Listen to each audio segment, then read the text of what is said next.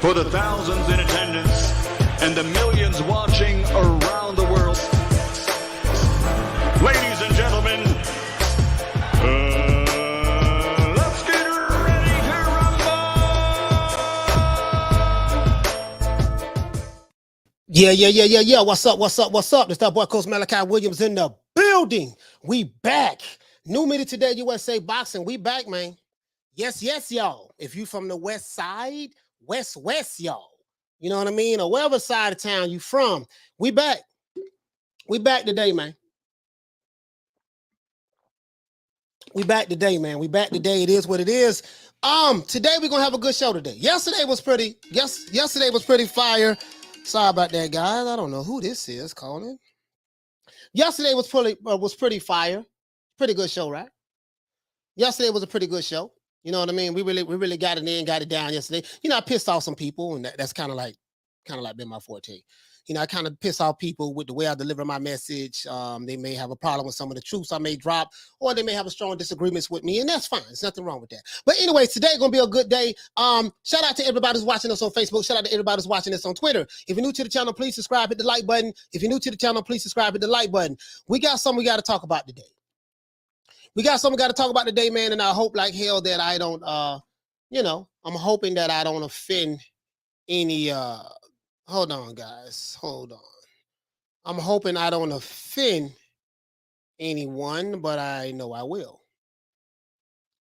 Hoping I don't offend anyone, but I know I will, right? It is what it is. So anyways, man, if you're new to the channel, please subscribe, hit the like button. Let me give everybody a round of applause because we finna get into this show, man. Enough of this babbling. Give everybody a round of applause.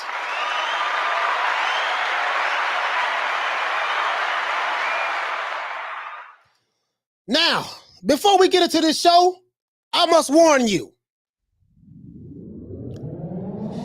If you are a fanboy of a particular fighter, you might not want to watch this show today. If you love a particular fighter more than you love the sport of boxing, you might not want to watch this show today.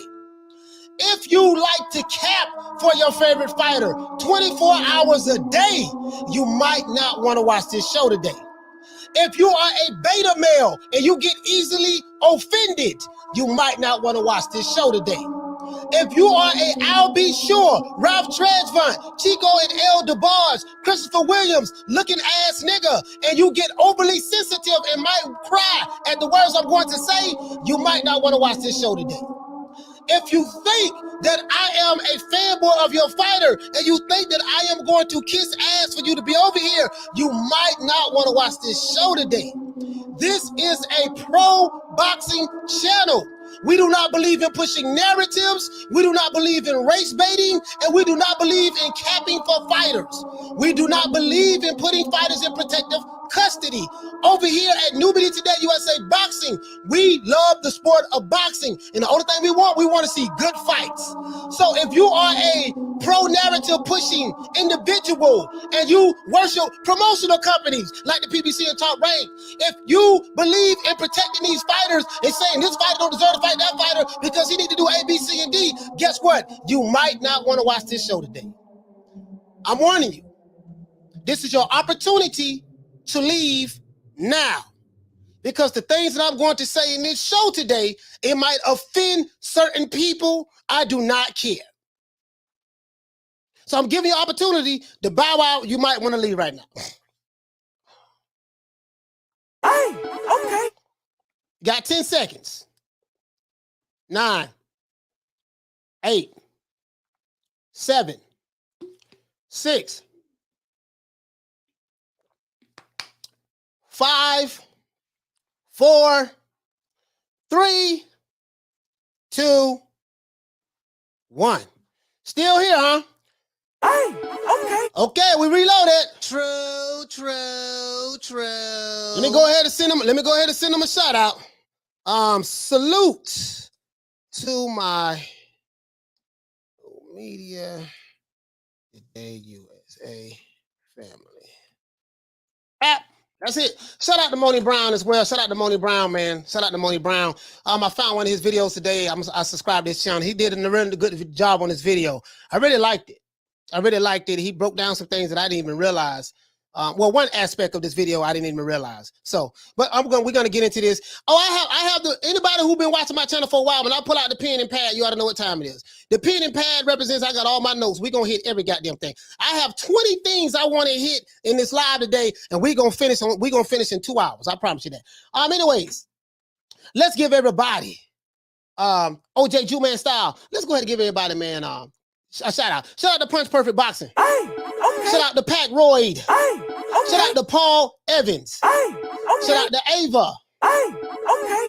Shout out to my main man Hector Garcia. Hey, okay. Shout out to Carlos. What's going on, fam? Hey, okay. Shout out to who else we have? Julio Guzman. Hey, okay. Shout out to Rob Real Shows. Hey, okay. Shout out to Baby G Camacho. What's happening? Hey, okay. Shout out to Southpaw Killer. Hey, okay. Shout out to Murat. What's going on, fam? Shout out to Team Smoke. Shout out to Pugilism. Hey, okay. Okay. Shout out to John Doe. What up, Doe? Hey, okay. Shout out to It's Cold in Winter. Shout out to Ride Up the Storm. Shout out to AV Sounds. Hey, okay. Shout out to Team Smoke. What's going on, fam? Shout out to my main man. Oh, shout out to Major Key Boxing. Shout out to Newburgh's Finest. Shout out to Julio Guzman. Hey, okay. Shout out to Chuck Supremacy. Shout out to David Stubetta. Shout out to Jay Styles in the building. Hey, okay. Shout out to Will. What's going on, fam? Shout out to Romy Rome. What's going on, Romy Rome? Shout out to Rob Rib Show. Shout out to GB Guthrie. Shout out to Good Wine. Shout out to who else we have? Shout out to my big brother, Shelton Moore. What's going on, Shelt? Shout out to the Queen Karma Serene. Hey, okay. Shout out to Bruce Goals. Hey, okay. Shout out to Remy. Hey, okay. Let's see who else we have. Shout out to Wilder Snooze till this day. Hey, okay. Shout out to let's see. Shout out to Thomas Jones, my main man Thomas. Hey, okay. Shout out to who else we have. Shout out to Bruce Goals. Shout out to, I think we got everybody. Bullseye. Shout out to George H. Shout out to Thomas Cruz. Shout out to my main man Jawan. Jawan, what's going on, fam? Hey, okay. Let's see, man. He say, see, I was banging on the Texas boys. No, I wasn't banging on the Texas boys. No, you had to listen to the show, man. I wasn't banging on them. I wasn't banging on them. You know, I'm just trying to make them tighten up. Shout out to Bob Scott. Hey, okay. Shout out to Steven. Shout out to Iggy.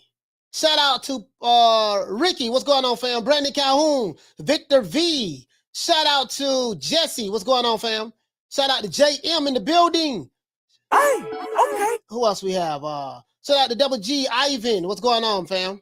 Hey, okay. Emmanuel, what's going on, my brother? Jawan, once again, man. Shout out to Charles Stevens. Shout out to Thomas Jones. My main man, Big Hector Garcia. Iggy G. Bruce Goals. And I think that's it, man. Shout out to Ghosts. And that's it, man. Let's get into this. We finna make this nice and sweet today. Buckle up. Now, I have $1 million question. You seen the thumbnail. As soon as I saw it Saturday with Canelo and Caleb playing fight after the fight, you know, Canelo sitting on stage taking pictures, you know, holding his belt. Brand new, great accomplishment. When I saw that, I saw something else that really, I was like, what? I ain't never seen that like this before in my life. In my 47 years of breathing, in my 40 years of watching boxing, I've never seen anything like this. But anyways, why is Teofimo Lopez clout chasing? Yeah, I said that, and I mean every word of that. You don't have to agree with it, but stay. If you stay here this long, you might as well stay and watch the rest of the show. This shit gonna be fire. Why is Teofimo Lopez clout chasing Canelo Alvarez on the night that Canelo made history is beyond me. But first, I want to say this. Teofimo Lopez is my favorite fighter in the 135-pound division. I'm going to say this again. Teofimo Lopez is my favorite fighter in the 135-pound lightweight division. Okay? Now, Teofimo Lopez, why is that? Because he beat the top guys in this division. You know me, I love the fights. So when I see you fighting the top guys, you beating them, I love the fights. He did that. He did that. Kome, Nakatani, and Lomachenko. He did that. right? Teofimo Lopez is the man at the lightweight division, guys, because he beat Lomachenko, and no one can take that from him, right? In the history of boxing, though, I have never seen a fighter show up to a post-fight press conference with his championship belts to take a photo op with a fighter who had just become the undisputed Super Middleweight Champion of the world. I've never seen nothing like that. Never. I've never seen a fighter come to another fighter's press conference while this fighter has just won the championship and he gonna come up there and show his belts. And yeah, I want to take a picture with holding my belts as well. I've never seen that like that before in my life. But that's neither here nor there. After Canelo Alvarez defeated Caleb Plant to become the first fighter at the super middleweight division to be crowned the undisputed super middleweight champion of the world, Teofimo Lopez and his daddy Lopez, Teofimo Lopez and his daddy thought that it was a good idea to bring his belts to the fight with the intentions of doing a photo op with Canelo Alvarez. In my personal opinion, this was so disrespectful on so many levels. Why, you may ask that, coach? Oh, man, you's a hater. Yo, but you's a hater. You sitting there hating, man. You sitting there hating. Why do you say this is so disrespectful? I ain't seen that wrong with it. Because this was Canelo's night. He earned it. He sacrificed for it. He fought for it. And this night had nothing to do with Teofimo Lopez and his daddy. Had nothing to do with Teofimo Lopez and his daddy. But Teofimo and his dad wanted to share the limelight with Canelo, like some clout chasing groupies. Yes, I said that. Let them know I said that. Teofimo Lopez is my favorite fighter in the 135-pound division. He's my guy. But guess what? I got to call it the way I see it. In the Urban Dictionary, one of the definitions of clout chasing is when a person tries to earn undeserved fame off of someone else's name with the goal, intent, and purposes of boosting yourself and profile. Let me read that again. In the Urban Dictionary, there are several different definitions of clout chasing, right? Different variations of the same thing. One of the definitions of clout chasing is when a person tries to earn undeserved fame off of someone else's name with the goal, intents, and purposes of boosting yourself or your profile. This is what I saw Saturday night when Teofimo Lopez's daddy thought it was a good idea. Man, going up that there on that stage, boy, and getting next to Canelo, man. We brought all the belts, showing the belts so we can take it together. We both undisputed. We're the first Latino to become undisputed. He the second. Hey, okay. Oh, yeah? I warned them. I say, man, they might want to leave today. This is your opportunity to leave now. This is your opportunity to leave. This is your opportunity to leave right now. Hey, okay. If you are a pro, if you're a fanboy of this particular fighter that I love, you might want to leave today.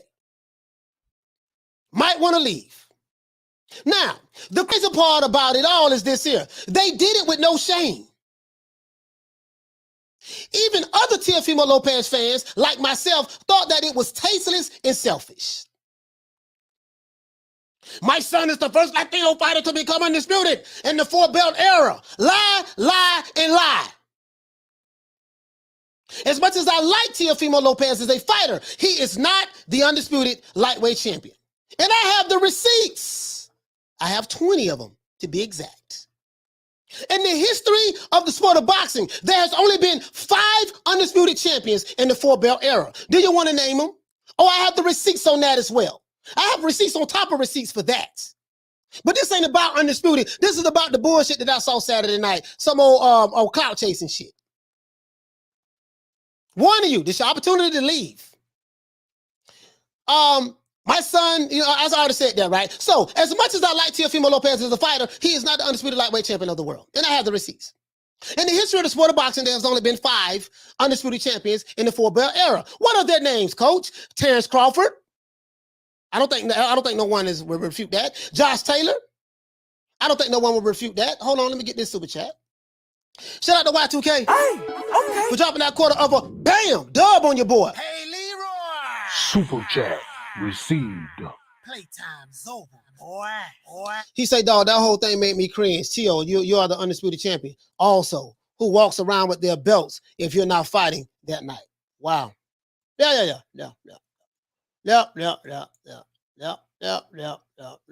This guy say Eddie invited Lopez for the chance to take the picture.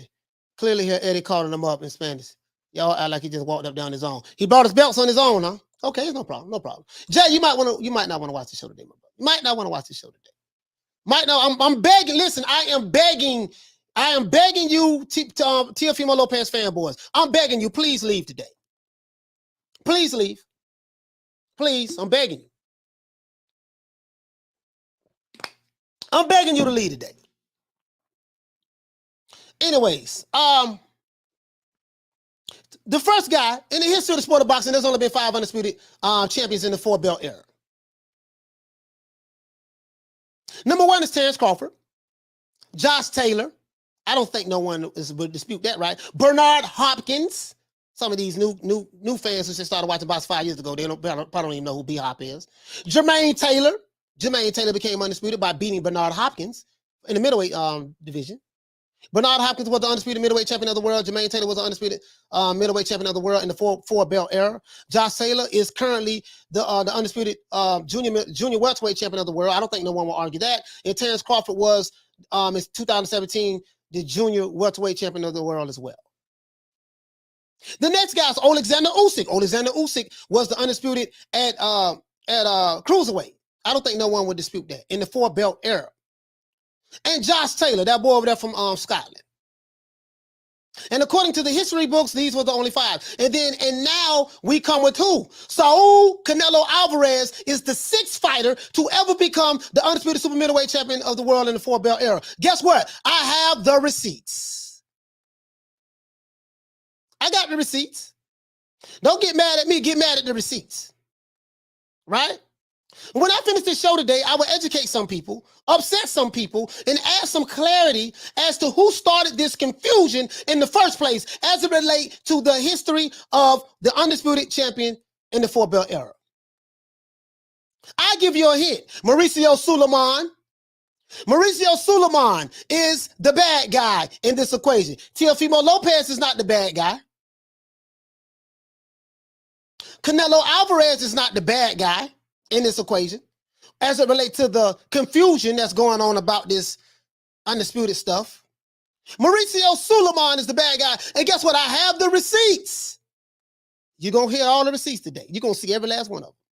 Now, for Teofimo Lopez and his daddy to have the gall to ride off on Canelo's name after he made history and stand up on stage with Canelo, not only just to take a picture with him, taking a picture with him is one thing, but holding your French fries belt, talking about my son is undisputed, is embarrassing.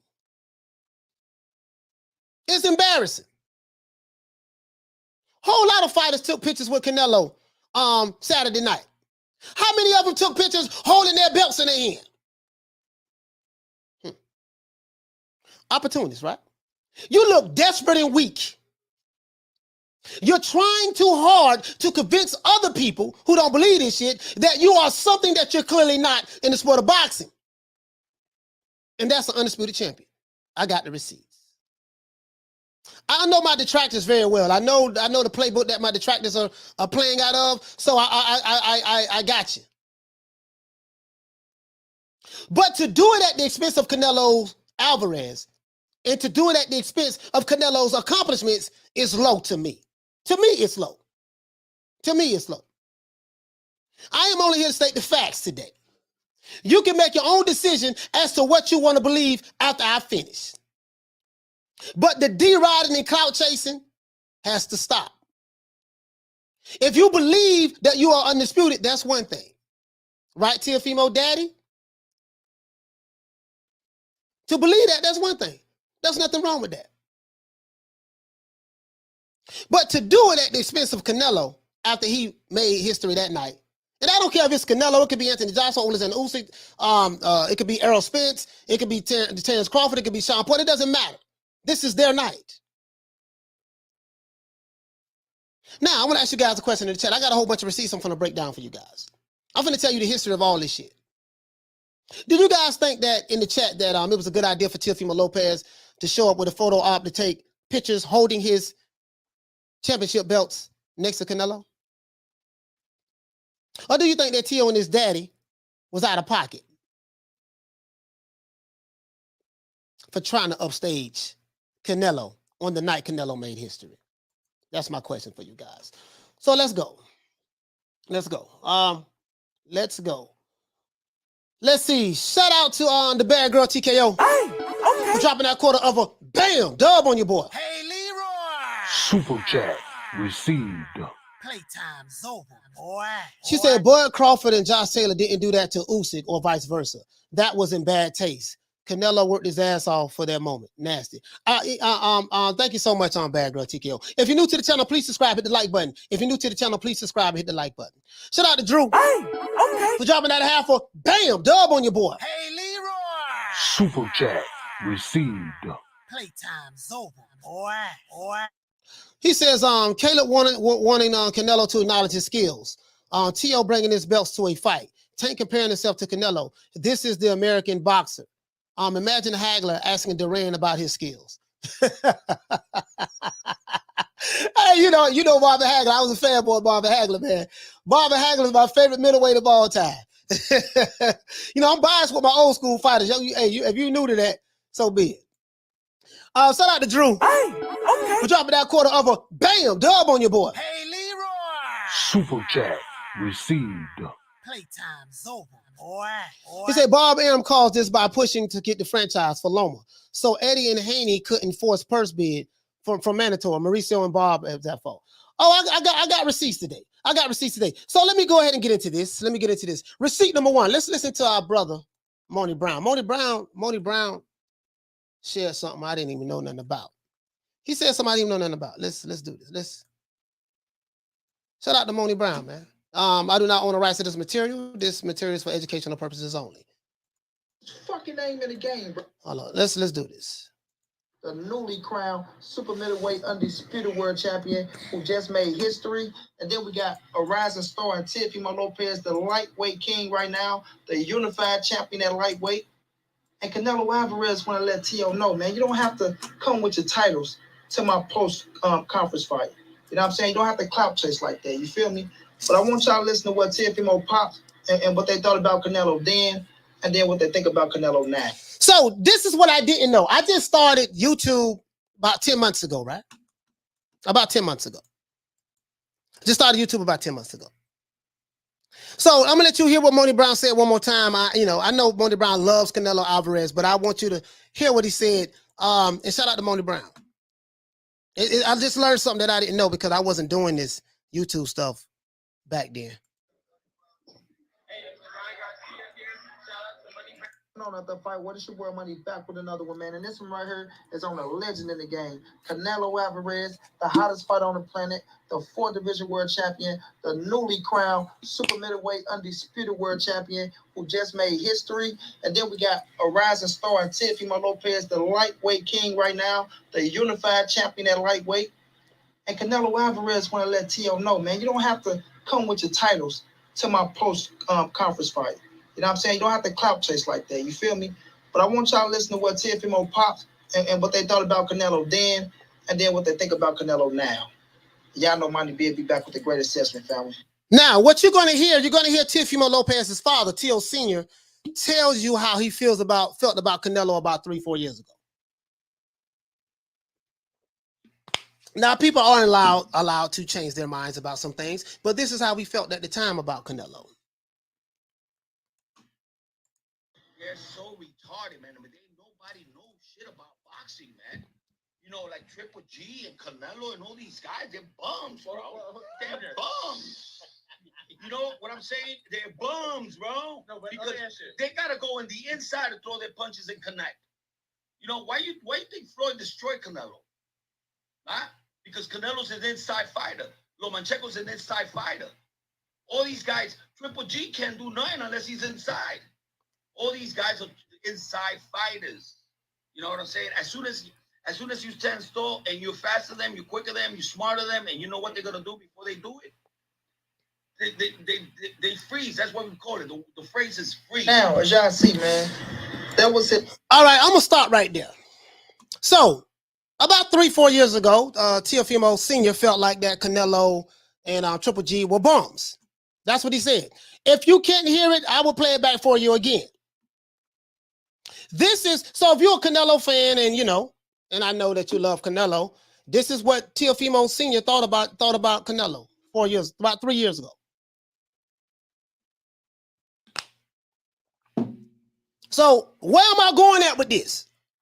It's mighty strange that you think Canelo's a bum, or you thought he was a bum, but you sure enough made sure that your son got up there and make sure we bring the belts so you can take a picture right next to him, because we do have a fight coming up with Cambosis, and ain't nobody even talking about that shit. Nobody talking about it, nobody promoting it, so we do got a fight coming up, so make sure we bring the belts to get a photo op of Canelo, the guy who I felt like was a bum some years ago. Let's see that one more time. Let's see that one more time, just in case you guys think I'm making stuff up. The unified champion at lightweight.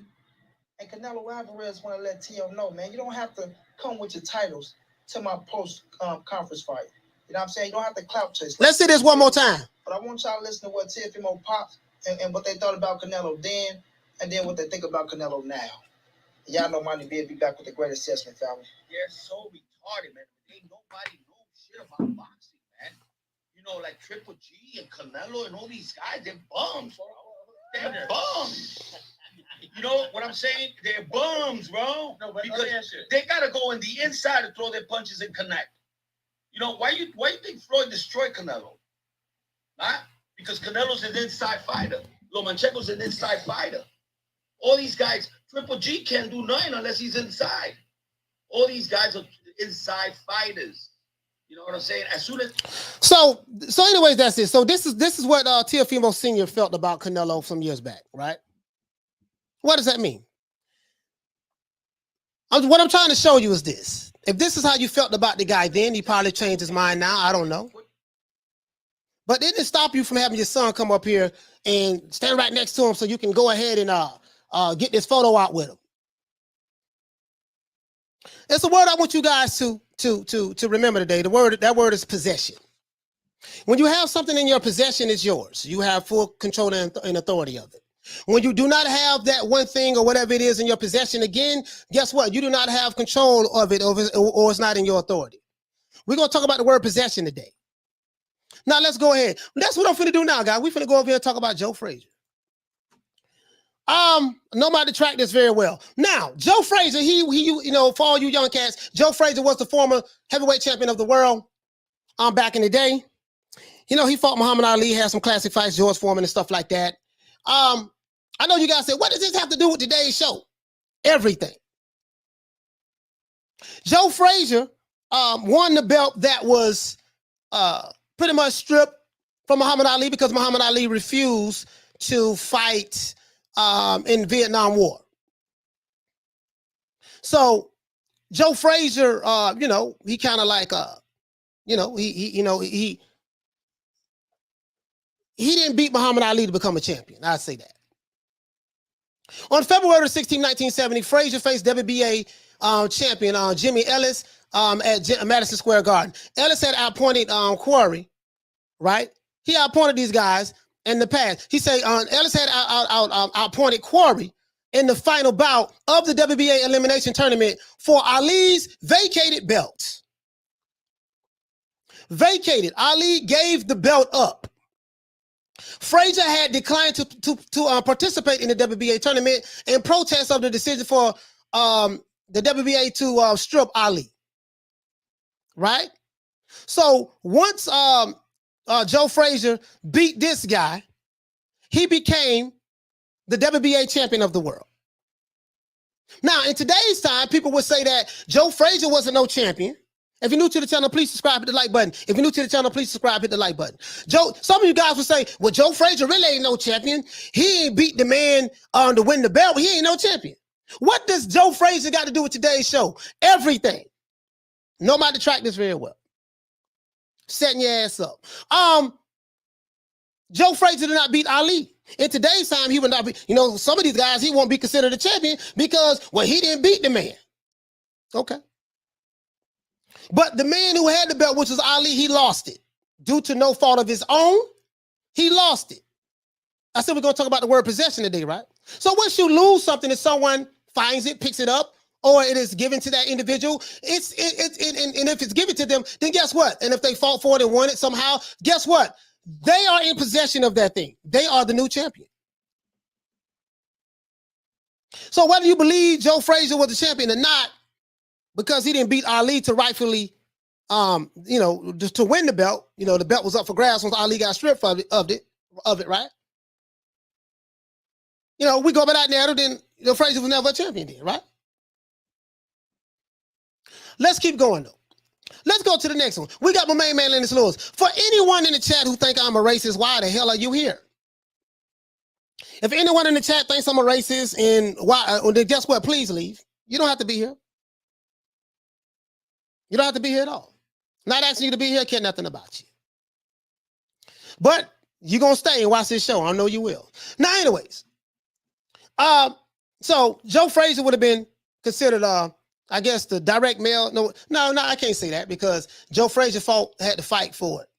It was the belt was up for grabs. Anyway, let's go to Lennox Lewis. Lennox Lewis, some of my old heads will know about this. Listen, Lennox Lewis, right? Lennox Lewis became champion. Do you guys want to know how he became WBC world champion? Lennox Lewis got his belt out of the garbage can to become champion.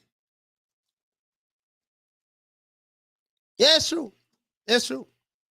October the 31st, October 1992, Lennox Lewis knocked out Canadian Donovan Razor Ruddock in 2 rounds for the #1 contender position in the WBC rankings. Oh, the WBC right here. I want y'all to get a good look at the WBC because we're going to be talking about them a lot today. Oh, the WBC. So Lennox Lewis became ranked #1, the #1 contender in the WBC rankings. We know what that means? That means that you are the next guy in line to fight for the championship. Setting your ass up, boy, I'm telling you. Asking you to leave now. It was Lewis's most impressive win to date and established himself as the world's best heavyweights, one of the world's best heavyweights, right? Our sportscaster Larry Merchant declared, "We have a new great heavyweight." The win over Razor Ruddock made Lewis the mandatory challenger to who? Riddick Bowe. Lennox Lewis became the #1 mandatory challenger to who? Riddick Bowe. Who is Riddick Bowe? Riddick Bowe Heavyweight Championship. Riddick Bowe was the champion. He was the WBC Heavyweight Champion. Riddick Bowe was the WBC Heavyweight Champion. Guess how Lennox Lewis got his belt? He got it out of the garbage can. What do you mean, coach? Bowe held a press conference during which he threw his WBC title in the rubbish bin, aka the garbage can, relinquishing it to avoid a mandatory defense against Lewis. On December 14th, 1992, the WBC, Mauricio Suleiman or Jose Suleiman, I think Jose was still alive at the time, declared Lewis its champion. What happened when Riddick Bowe threw his belt in the garbage can? Once he threw it away, it was no longer his. It was not in his possession anymore. It was no longer his. It's not in his possession anymore. Then it was given to who? It was given to Lennox Lewis. In today's time, Lennox Lewis will not be looked upon as a champion by some fans because they would say, well, he ain't fight the man. He ain't fight Riddick Bowe to get the belt. Well, it wasn't Lennox Lewis' fault that Riddick Bowe did not want to fight him. If Riddick Bowe did not want to fight him, you can't blame Lennox Lewis for Riddick Bowe not wanting to fight him.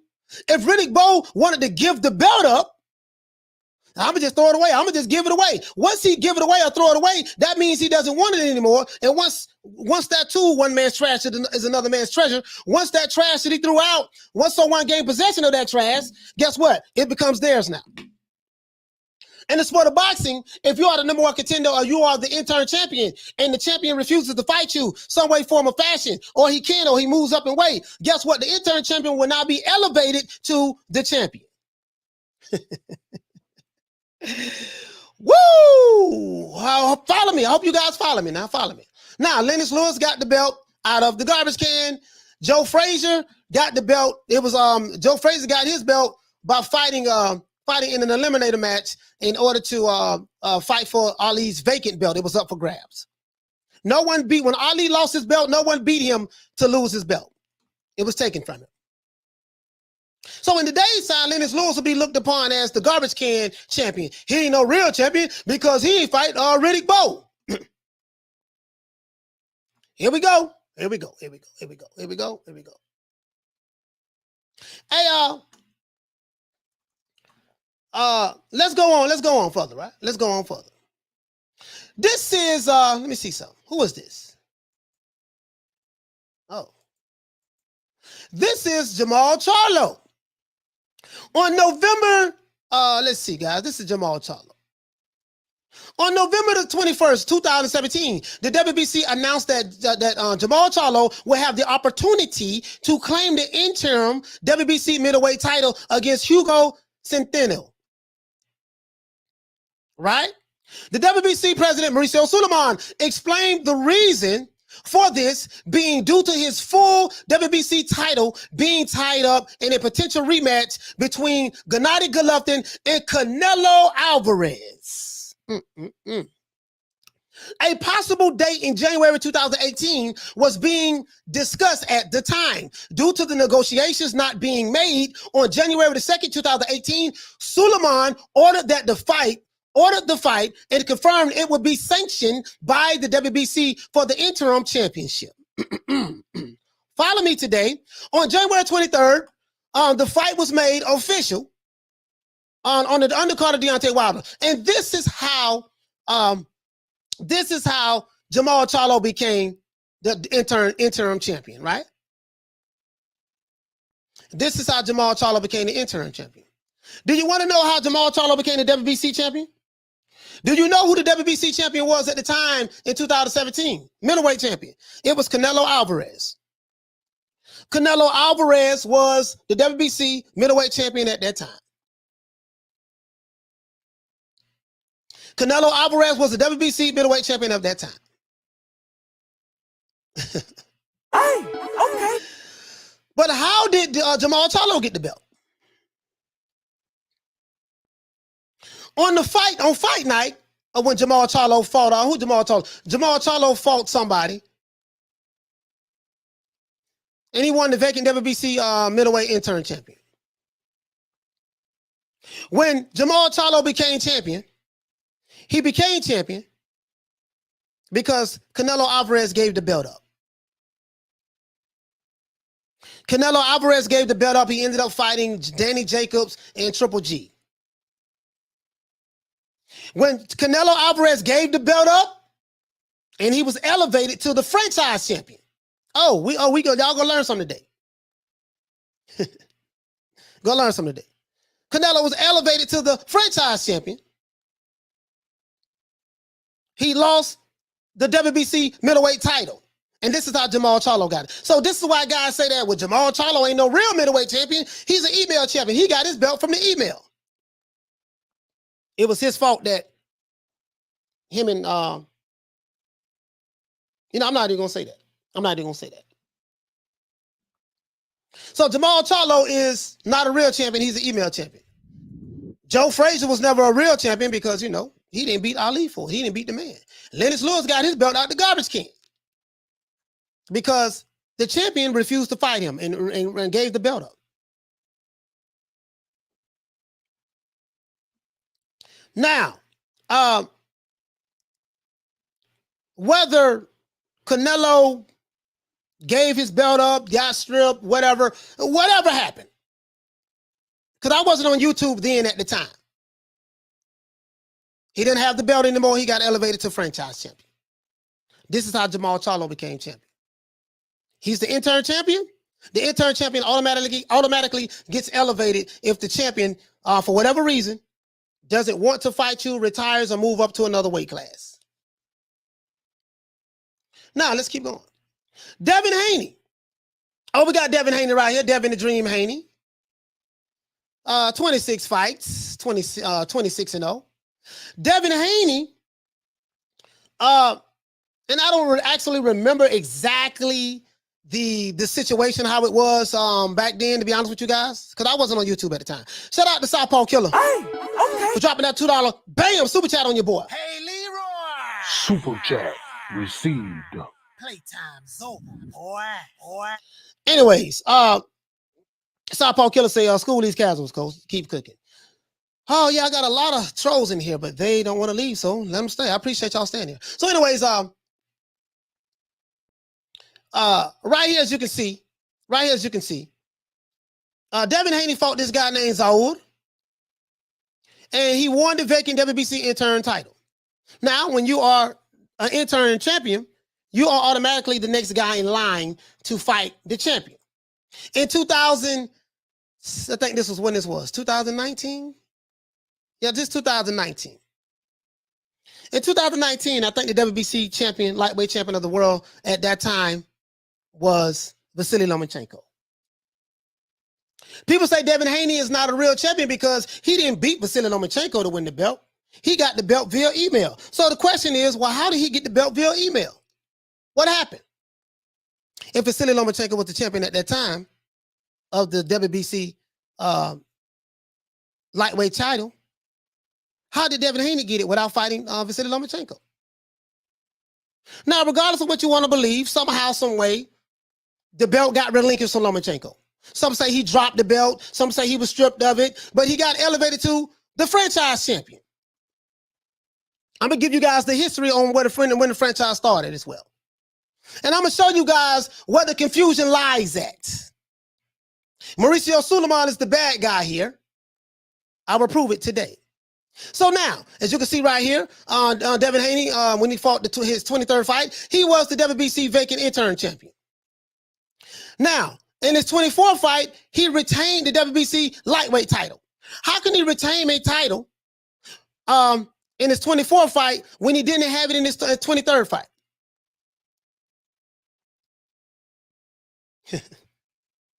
Lomachenko gave the belt up. Or he was stripped, or whatever you want to call it. I'm not here to debate the semantics about it. This is how Devin Haney became the lightweight champion, WBC lightweight champion. He got elevated from intern to WBC lightweight champion. I got the receipts on that. No worry, I got the receipts on that. He defended his title twice, and now he's fighting JoJo Diaz. You follow me? So Devin Haney is not considered a real champion in today's time, according to certain people, because he got his belt via email. Let's see, Jamal Charlo is not considered a real champion in this day and time against some circles because he got his belt via email as well. Lennox Lewis, he got his belt out the garbage can, so he's not considered a real champion. And Joe Frazier, I even heard people tell me that as well, old school, like my uncles. Well, he ain't fight Ali to get the belt. And Ali even told Joe Frazier that. He said, you ain't the real champion when he was trying to get the belt, get the fight with Joe Frazier. He said, you ain't the real champion. You ain't beat me to get the title.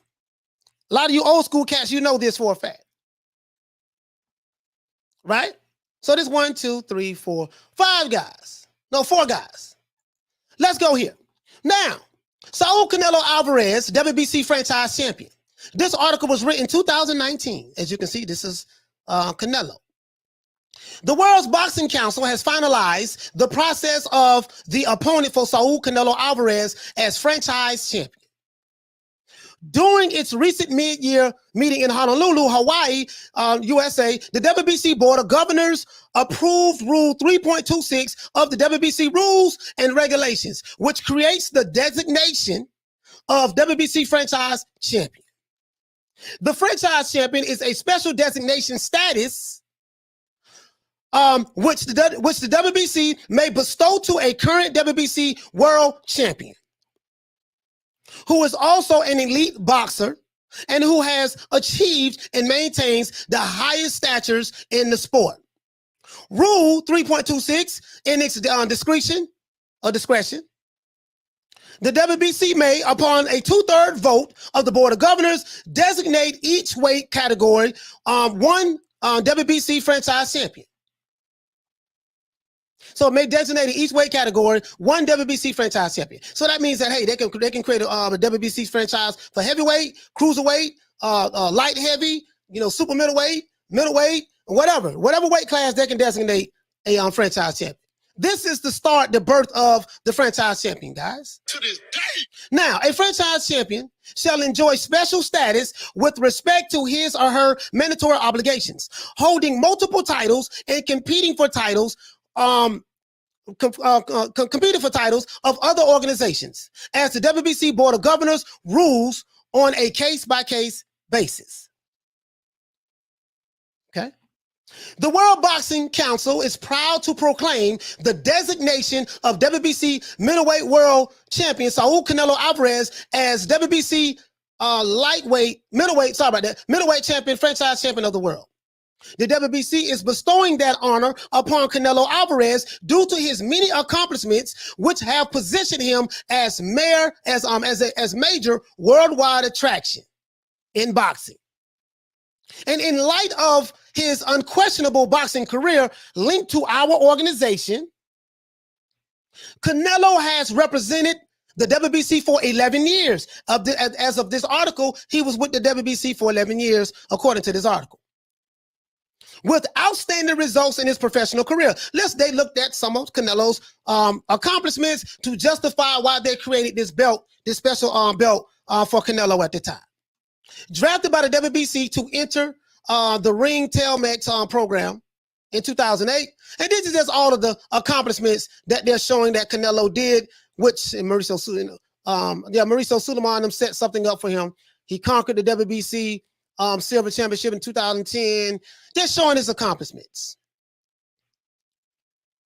And this is pretty much how they, how they came up with, hey, we're going to create this special belt for Canelo Alvarez. You know what I mean? So it's just showing these things, right? Now, what it says right here, though, this is interesting. The WBC franchise champion designation has been established to provide a unique status to those fighters who prove to be of an elite level in stature. Those who compete and have activity in multiple divisions, those who have accomplished success in the ring and hold a proven and unquestionable stature in boxing history. So this is the reason why they created the franchise belt for Canelo. The franchise champion designation is awarded exclusively by the World Boxing Council and considers the following mutual agreements between the WBC, the champion, and his promoter. The franchise, number one, the franchise champion designation is exclusively by appointment of the WBC Board of Directors and a majority vote of the board. The designation is not transferable. This designation is not transferable. We're going to find out later on that this is not true. We're going to find out later on that this is not true. The franchise champion will be designated as WBC emeritus champion once he retires from boxing. This designation, WBC franchise championship designation, is not transferable and is exclusively to the fighter who receives such designation. The rules have changed when Teofimo beat Lomachenko. You see right here, it was not transferable. Now that belt has been transferred to Teofimo Lopez. I got the receipts on that too. The franchise champion will proudly represent the WBC in every single fight as a reigning WBC champion, regardless of any specific conditions or titles being associated with all future fights. WBC rules and regulations will govern under the traditional conditions of boxing in the franchise champion fights. WBC will approve through the franchise champion promoter every opponent scheduled to fight. Franchise champion agrees to participate in a minimum of 2 social responsibility events every year, organized and in conjunction with the WBC. I want you guys to understand something. Anybody who has a belt has to pay sanctioning fees. So the reason why sanctioning bodies create all these different belts and different champions is because the more belts they create, the more sanctioning fees they get. They get paid from these fighters. It's a business. It's a business. Right? Now, Number 6, the WBC may recognize a WBC champion in the division or divisions where the franchise champion currently competes. Let's stop right there. They said that the WBC may recognize a WBC champion in the division or divisions, plural, where the franchise champion currently resides. What does that mean? That means if I am the franchise, let's say if I am the welterweight franchise champion, WBC welterweight franchise champion of the world, what they're saying is there can also be another WBC super champion or whatever the case may be at the same time while I am the franchise champion. That's exactly what that's saying. The WBC may award a diamond championship belt in those fights, which the franchise champion engages. If the franchise champion loses, the winner will receive the diamond belt and may be considered as mandatory contender of the division.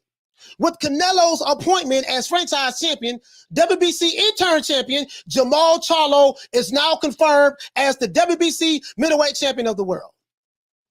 I told you I had the receipts on this, right?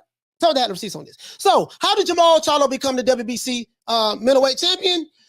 It said with Canelo's appointment, once Canelo was appointed franchise champion, they removed the WBC regular championship from Canelo Alvarez, and they promoted the WBC intern champion at the time, which was Jamal Charlo. And he is now confirmed as WBC middleweight champion. Whew. Whole lot of minutia right there. This is how Jamal Charlo became the champion. So by Jamal Charlo being the interim champion, Jamal Charlo was in line to fight Canelo Alvarez. When you are the champion, you have to do what? You have an obligation. When you are the champion, your obligation is to defend your titles against all newcomers. Mauricio Suleiman, you can see him right here. He's smiling. You know. It was a good day. Charlo would defend his WBC World Championship belt this Saturday night in Houston against Brandon Adams.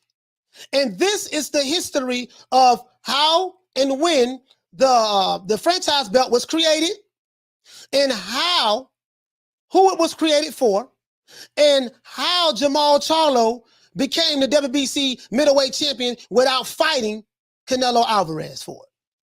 This is the history of it. Now let's keep going, guys. I said Jamal Charlo was the interim champion, right?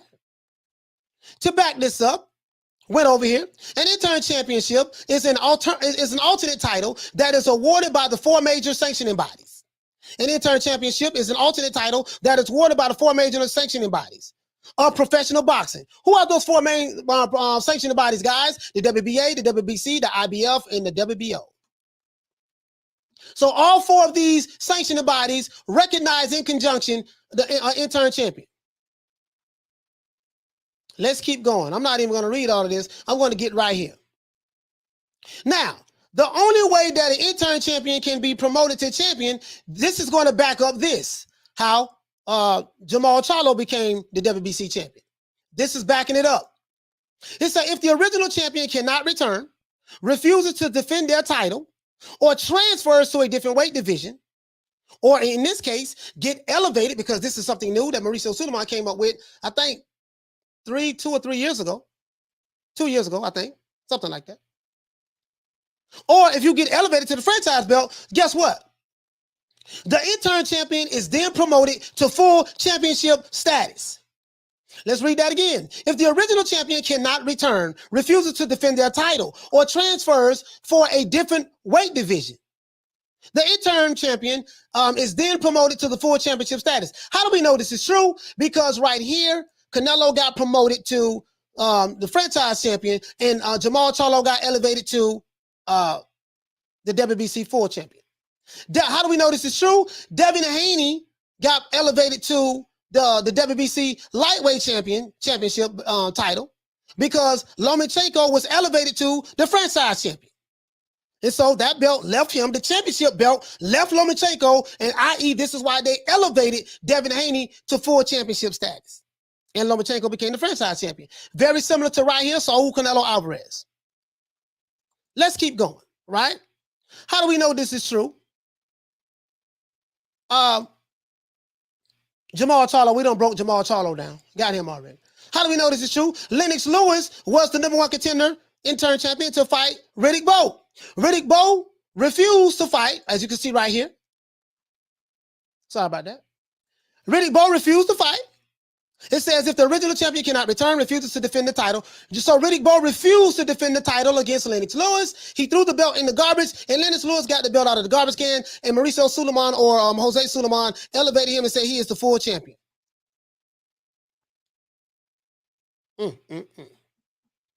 Let's move on. Devin Haney saw Canelo Alvarez, interim champion. We got that, right? Let's go here.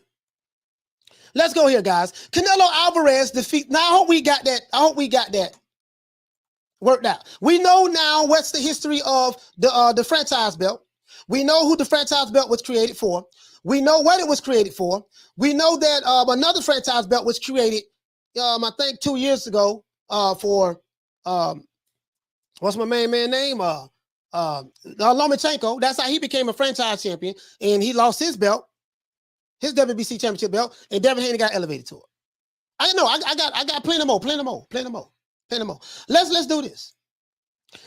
I got plenty more. We're gonna finish on time too. We are going to finish on time. Let's do this. Canelo Alvarez defeats Caleb Plant to become the undisputed champion. This article was written by Mike Gavin. Canelo Alvarez, as you know, he is the 6th undisputed champion in the history of the sport of boxing in the 4-belt era. Let's go. According to this article, right? And this article was written by NBC Chicago Sports, and it was written by Mike Gavin, right? You follow me? Canelo Alvarez now holds 4 belts and a crown. As you can see, nice picture. See Sam Watkins back there. Mauricio Suleiman right here. Eder Reynoso. He defeated Caleb Plant by a TKO in the 11th round on Saturday night in Las Vegas to win the IBF belt and become the undisputed super middleweight champion of the world. After the match, King Canelo stood in the ring with all of his hardware and a crown on top of his head, with Canelo adding the IBF belt to his collection, which also includes the WBC, the WBA, and the WBO titles. The 31-year-old Mexican now holds all 4 belts in the weight class.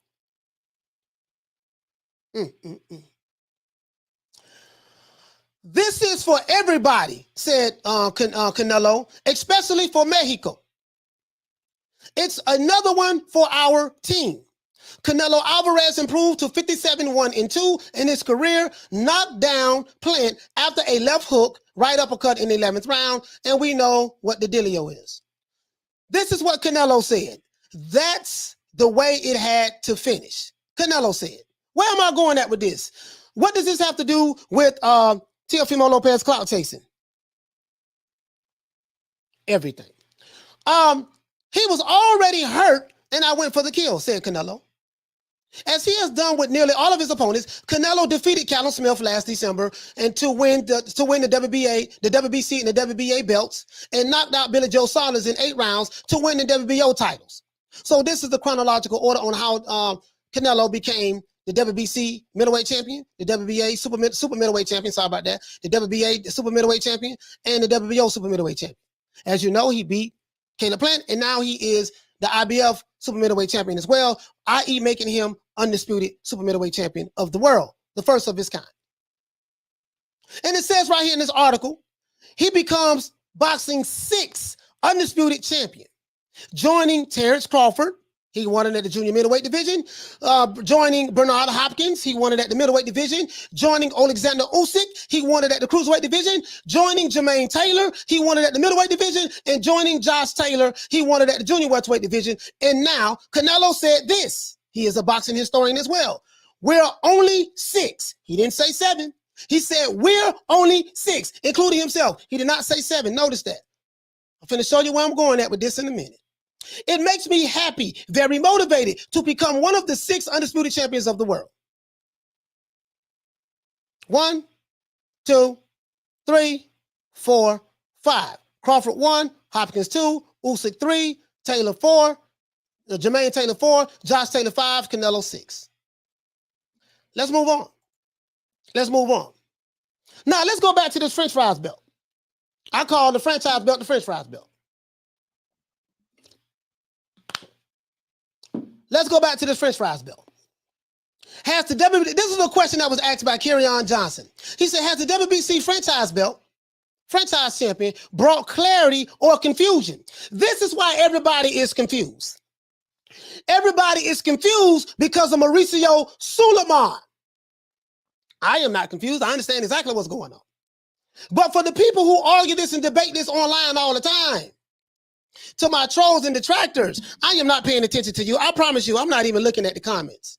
So whatever you're saying, I am going to address the comments. We are going to address the comments, but I'm not paying attention to these dudes. I appreciate you being over here giving me your watch time hours. Has the WBC's franchise champion brought clarity or confusion? The WBC has explained introduction of a franchise champion. Let's go. Let's go.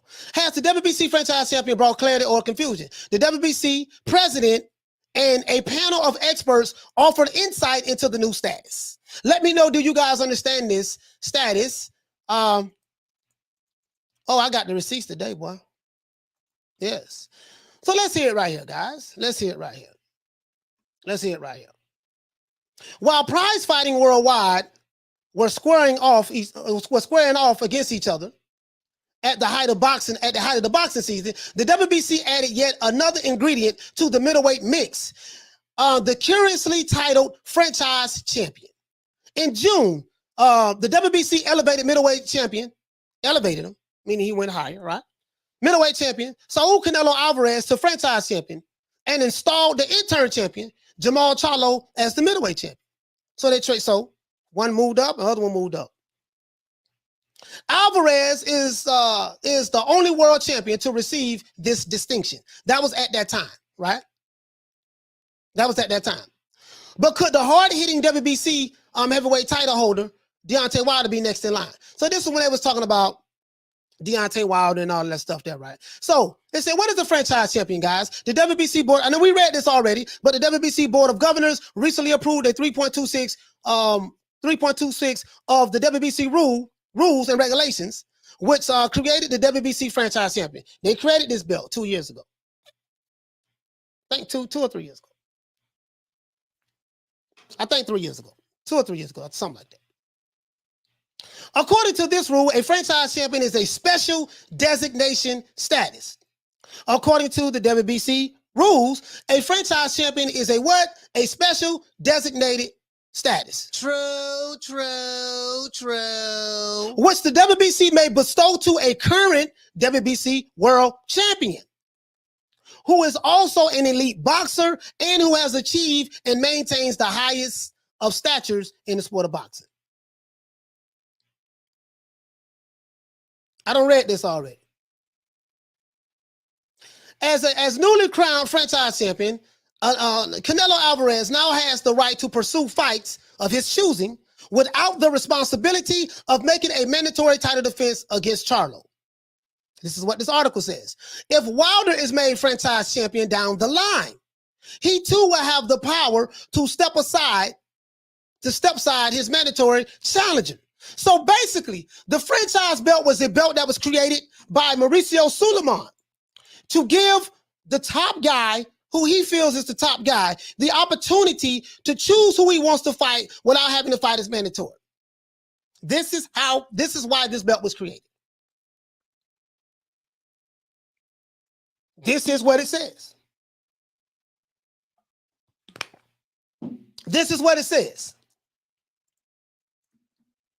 So it says, significantly, the WBC does not foist franchise champion status on any fighter.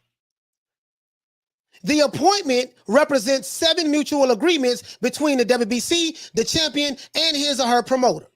The franchise champion designation is exclusively by appointment of the WBC Board of Governors by a majority 2/3 vote of the board. So this means that you can't any fighter fight for a franchise belt and win it. It doesn't work that way. It's not like any other belt. It doesn't work that way. It doesn't work that way. The WBC Board of Governors have to vote on it, to say, hey, you can become franchise champion. According to the WBC, the board made Alvarez a franchise champion due to his many accomplishments, which have positioned him as a major worldwide attraction in boxing. Alvarez has represented the WBC for 11 years with his outstanding professional career. So we read all of this already, right? And now they're talking about trying to make Deontay Wilder the franchise champion at that time. But of course we know they didn't. And it says as franchise champion, Alvarez is free to take on all comers provided the WBC approve his opponent. With Alvarez having been made franchise champion, Jamal Charlo, this guy right here from Houston, Texas, is recognized as the WBC middleweight champion. If Canelo Alvarez loses as franchise champion, his opponent may be next in line to fight for the WBC middleweight champion, currently held by Jamal Charlo. So that's more receipts telling you how Jamal Charlo became the WBC champion. They say, so what you're saying, coach?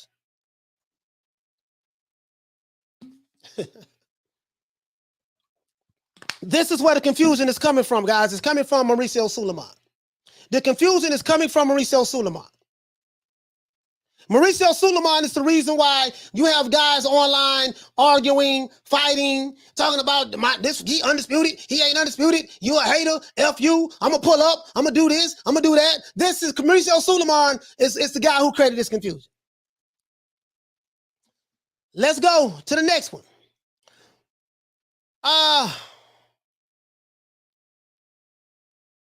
Oh, this is something else. This is something else. Right here, this is Wikipedia. Now, some people say, oh, man, Wikipedia, you can't believe that. Wikipedia say, Wikipedia be lying. Wikipedia be lying. This dude going to Wikipedia. Anybody can go on Wikipedia and change anything and make up anything. Okay. I ain't here to argue that. But this is what I want to ask you, though. Shout out to Mr. Calderon for dropping that $2. Bam! Super chat on your boy. Hey, Leroy. Super chat received. Playtime's over, boy. He said, he said, you know it's scam when you got to explain how it works. Mauricio Suleiman, guys, is the bad guy. Mauricio Suleiman is the author of confusion as it relates to this whole thing. Why everybody online going crazy about this. A franchise, who ain't franchise, who this and that. So what I wanted to do was I wanted to go to the root of it. Show you guys what was the root. Where did it come from? It started here. This is where it started at June 2019. It started here. We had to go to the root, right? To find out where it started at. Now let's see. 4 title undisputed champions. This is what it says right here, right? Only 6 men have held all 4 versions of the belts and have been a unified world champion. Now, this is for people who say, well, you can't believe that Wikipedia say people be lying on Wikipedia. They just make something up. Yeah, okay, I agree with all that. But tell me this here. Do you agree that Wikipedia has it right when they say Bernard Hopkins unified all 4 middleweight titles in 2004? Pretty sure you agree with that, right? He did. I was there. I was still alive then. Jermaine Taylor, do you agree that Jermaine Taylor, he became unified all 4 middleweight titles. He became undisputed in July 2005 when he beat Bernard Hopkins. Do you agree that Wikipedia got it right when they say Terrence Crawford unified all 4 belts at the light welterweight division and he became undisputed? Do you agree that Alexander Usyk unified all 4 major belts in the cruiserweight division and he became undisputed in 2018? Bernard Hopkins became undisputed in 2004. But Jermaine Taylor became undisputed in 2005. Terrence Crawford became undisputed in 2017. Alexander Usyk became undisputed in 2018. Josh Taylor became undisputed in May 2021 of this year. Saw that fight. Won some money on that fight. No one is disputing that. So Wikipedia got it right. Oh, and guess who else Wikipedia put down here? They put Canelo Alvarez unified all 4 super middleweight titles November the 6th, 2021, and he is now the undisputed super middleweight champion of the world. Do you agree that Wikipedia got it right here, guys? Let's give Wikipedia a round of applause. If you agree, let's give a round of applause.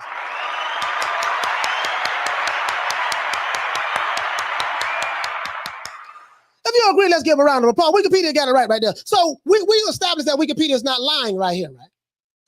Let me go ahead and blow it up for you a little bit so you don't think that You know, because I know it's small. That old boy blow it up for you. So you can see it right here, guys. Only 6 men have held 4 versions of the belts and have been unified world champions. And this is for 4 title undisputed champions. Right? They got Canelo right here. Notice you don't see Teofimo Lopez right here. For all you guys who say Teofimo Lopez is undisputed, can you tell me why they don't have Teofimo Lopez? Why Teofimo's father hasn't went on here, edited this, and added his son down here to show that he's undisputed as well? Since anybody can do it. Why Bob Arum hasn't done it? Why Mauricio Suleiman hasn't done it? Why Tio Sr. hasn't done it? Let's go on here and add our name to this and let everybody know that we undisputed. Why is he not on here? I got some more receipts. Come on, let's keep going. Let's keep going. Now, disputed undisputed champions. What is disputed undisputed champions? Disputed undisputed champions are people who say they are undisputed when there is a dispute to their undisputedness. Let's read what this says. If a fighter wins all 4 titles, but is stripped by one organization of its title, he may continue to be considered the undisputed champion. Roy Jones Jr., I'm finna give you a little history on this. Roy Jones Jr. was called the undisputed light heavyweight champion after unifying the WBA, WBC, and IBF titles. In June of 1999, he was later awarded the ring championship title. However, there's a however, guys. 2 of those titles, WBA and IBF, had been stripped from Dereskis, or whatever the case may be, who had unified them with his WBO title by beating the lineal champion Virgil Hill in June 1997, and subsequently remained unbeaten. Defending his remaining title until his loss in October 2003. Speaking of Jones' claim being undisputed champion, one writer opinion that the distinction could be as easily belong to the current WBA titleist Darius Michael Zawinski. So basically, Darius Michael Zawinski had these belts. He was stripped. Roy Jones fought for the vacant titles, and he became. That's how he got the belts. Now, 5 months after, Lennox Lewis unified WBA, WBC, and IBF champion, right? Titles. The unified WBA, WBC, IBF titles. Lennox Lewis, right? To become the undisputed heavyweight champion. A U.S. federal judge, so 5 months after Lennox Lewis unified the WBA, WBC, and IBF titles to become the undisputed heavyweight champion, at this time, you only needed 3 titles to become the undisputed heavyweight champion at that time, right? A U.S. federal judge ruled that Lewis could be stripped of the WBA, by the WBA of the world championship belt for fighting Michael Grant instead of his number 1 contender, John Ruiz. So because Lennox Lewis did not fight John Ruiz, his number 1 contender, the judge ruled that Lennox Lewis should be stripped of the belt because Lennox Lewis chose to fight Michael Grant instead of fighting his number 1 contender. The fight took place April 29th, 2000. Lewis remained a unified world champion until April 22nd, 2001, when he was defeated by Nassim Rahman. Disputed. This is about disputed, undisputed champions. Jermaine Taylor won all 4 middleweight titles from Bernard Hopkins back in July of 2005, but he was stripped, meaning he doesn't have it anymore. I want you to remember that. Possession. He was stripped of the IBF title for agreeing to a rematch with Bernard Hopkins rather than fighting his mandatory Sam Suleiman. Nevertheless, he was still described as undisputed champion by some reports. This is what's going on now. Even though Teofimo Lopez did not beat Lomachenko for the WBC lightweight title because Lomachenko you was stripped or he dumped it or whatever you want to call it. Lomachenko mysteriously did not have the belt anymore. He was elevated to franchise champion, and then that belt left his possession and went to Devin Haney, and this is why they call him the email champion. So, in some circles, Jermaine Taylor won all 4 middleweight titles from Bernard Hopkins. He did do that, but he was stripped of the IBF belt for agreeing to fight Bernard Hopkins in a rematch. Nevertheless, he was still described and considered to be undisputed by some reports. I.e., this is what's going on with Teofimo Lopez. I'm not finished, though. I'm damn sure not finished. After Joe Calzaghe, super middleweight victory over Michael Kessler in November 2007, he was frequently described as undisputed champion. Others disputed this because although he held the WBA, WBC, and WBO titles, he had vacated a year earlier the IBF title in November 2006 for choosing to face Peter Manfredo Jr. as his next opponent instead of mandatory challenger Robert Stieglitz. So, Joe Calzaghe refused to fight his mandatory, and because he did not want to fight his mandatory, or he chose to go in a better route or a different direction, or whatever the case may be, he did not fight his mandatory. And when he did not fight his mandatory, he ended up vacating his IBF belt. So once you vacate something, it is no longer yours. Once it is stripped, once something is stripped from you, it is no longer yours. If that belt is sent to another guy and he's been elevated to champion, that guy is the owner of that belt now. He is the champion. Now you can say, well, he ain't fight the guy. He got to beat the man in order to really to be the real champion. I can give you that argument. He didn't fight the guy. But if the guy does not want to fight him, what in the hell is he supposed to do? But you say that this guy is not champion, right? So they said this before. Let's go down to Teofimo Lopez. Right here it says Teofimo Lopez won the WBC franchise lightweight title in addition to the WBA, Super, IBF, and WBO and the Ring Magazine titles after beating Vasily Lomachenko October 2020. And it was subsequently reported by some media outlets to be the youngest 4-belt undisputed champion of all time at the age of 23 years old. However, the WBC franchise title is not universally recognized as a major world title. Let's stop right there. So I know what you guys gonna say. Oh, he reading Wikipedia, man. This dude, he reading Wikipedia, and Wikipedia be making up stuff, and they lying, they hating on T.O. So I knew you was gonna say that. So guess what I did? I said, let me go a step further. Let me go a step further. But it says right here, however, the WBC franchise title is not universally recognized as a major world title. Remember that. Let's go right here. Is Teofimo Lopez the undisputed lightweight champion? The takeover. My guy at 135, Teofimo Lopez. Teofimo Lopez is my favorite fighter at 135. He beat Lomachenko. I betted on Lomachenko and lost. Lomachenko was so sure that he was going to win that fight, he didn't even sign a rematch clause. That's how sure Lomachenko was he was going to win that fight. I thought he was going to win too. That boy Teofimo showed me something. He made a believe out of me. He's my favorite fighter at 135. Now, the takeover Teofimo Lopez has put his claw on the whole lightweight roster, amassing 4 world titles under his belt. Just over 4 years as a professional boxer, the 23-year-old has already reached sheer heights of success. Hence, the upcoming journey will only enhance that image, as Lopez has already established himself as a top-tier pugilist. Let's keep going. Still, undefeated Teofimo Lopez has walked through several elite boxers. While none of his opponents could crack him, Lopez is rightly one of the best punchers at 135. Yes, he is. That boy can crack. However, there's a however, guys. There's some serious doubt regarding his championship status.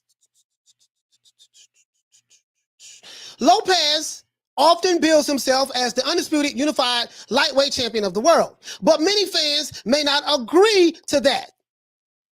As the lightweight division is full of unbeaten champions, Lopez would have to walk an extra mile to attain the status. Although he is already a unified titleist, an undisputed tag is not on his corner.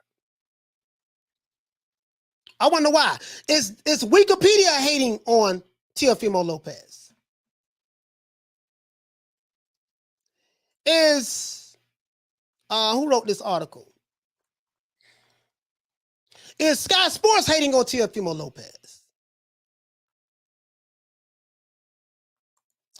Is Chicago 5 hating on Teofimo Lopez when they did not put him right here?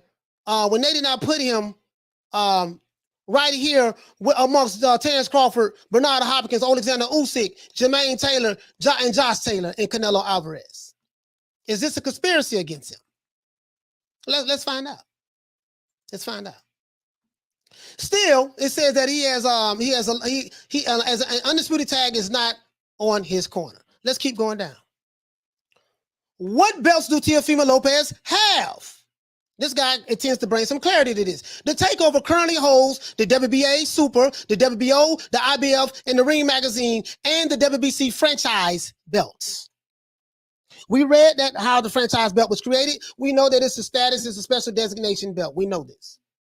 We also know that according to what we read, the information that we got from Mauricio Suleiman, the information that he gave and he described it, the WBC, the franchise belt is a non-transferable belt. We know that, right? Let's keep going.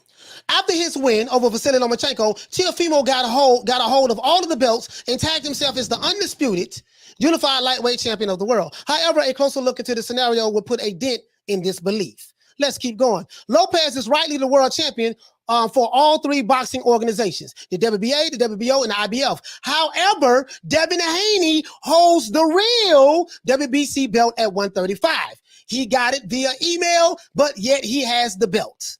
He got it because Vasily Lomachenko got elevated and he relinquished the belt. And this is how he got elevated, Devin Haney, who was the interim WBC champion at the time, to the real title. Same way how Lennox Lewis got elevated to the title. Same way how Devin Haney, same way how what Joe Frazier had to fight. It was up for grabs with Joe Frazier. The same way how Jamal Charlo became that. Lopez is rightly the world champion of the three boxing organizations, but it says here that Devin Haney holds the real WBC belt at 135.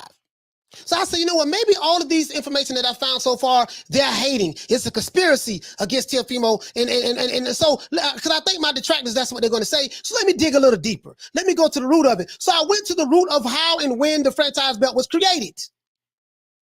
See, when you go to the root of something, this is how you kill it. But let me see. I got to find more stuff. More. This is not good enough for me. This ain't good enough for me. So now, Devin Haney holds the real WBC belt at 135. Unless he gets a hold of Devin Haney's belt, Teofimo Lopez would not be rightfully the undisputed champion. I said, you know what? Maybe they're hating, though. Maybe they're hating. They probably hating. They're probably hating. I think they're hating. They hating, right? I think they hating. It's a conspiracy. They hating. Wikipedia hating. Everybody hating. They hating right now. This ain't real. This ain't real. Dan Raphael of ESPN, he says WBC's franchise title just doesn't make sense. Dan Raphael wrote this in 2019. This is what he said back then. He might have a change of heart now. Boxing fans continue to be harassed by a seemingly bottomless pit of titles. Remember what I said, guys. Who was the bad guy in the beginning? Mauricio Suleiman. What was the word of the day? Possession.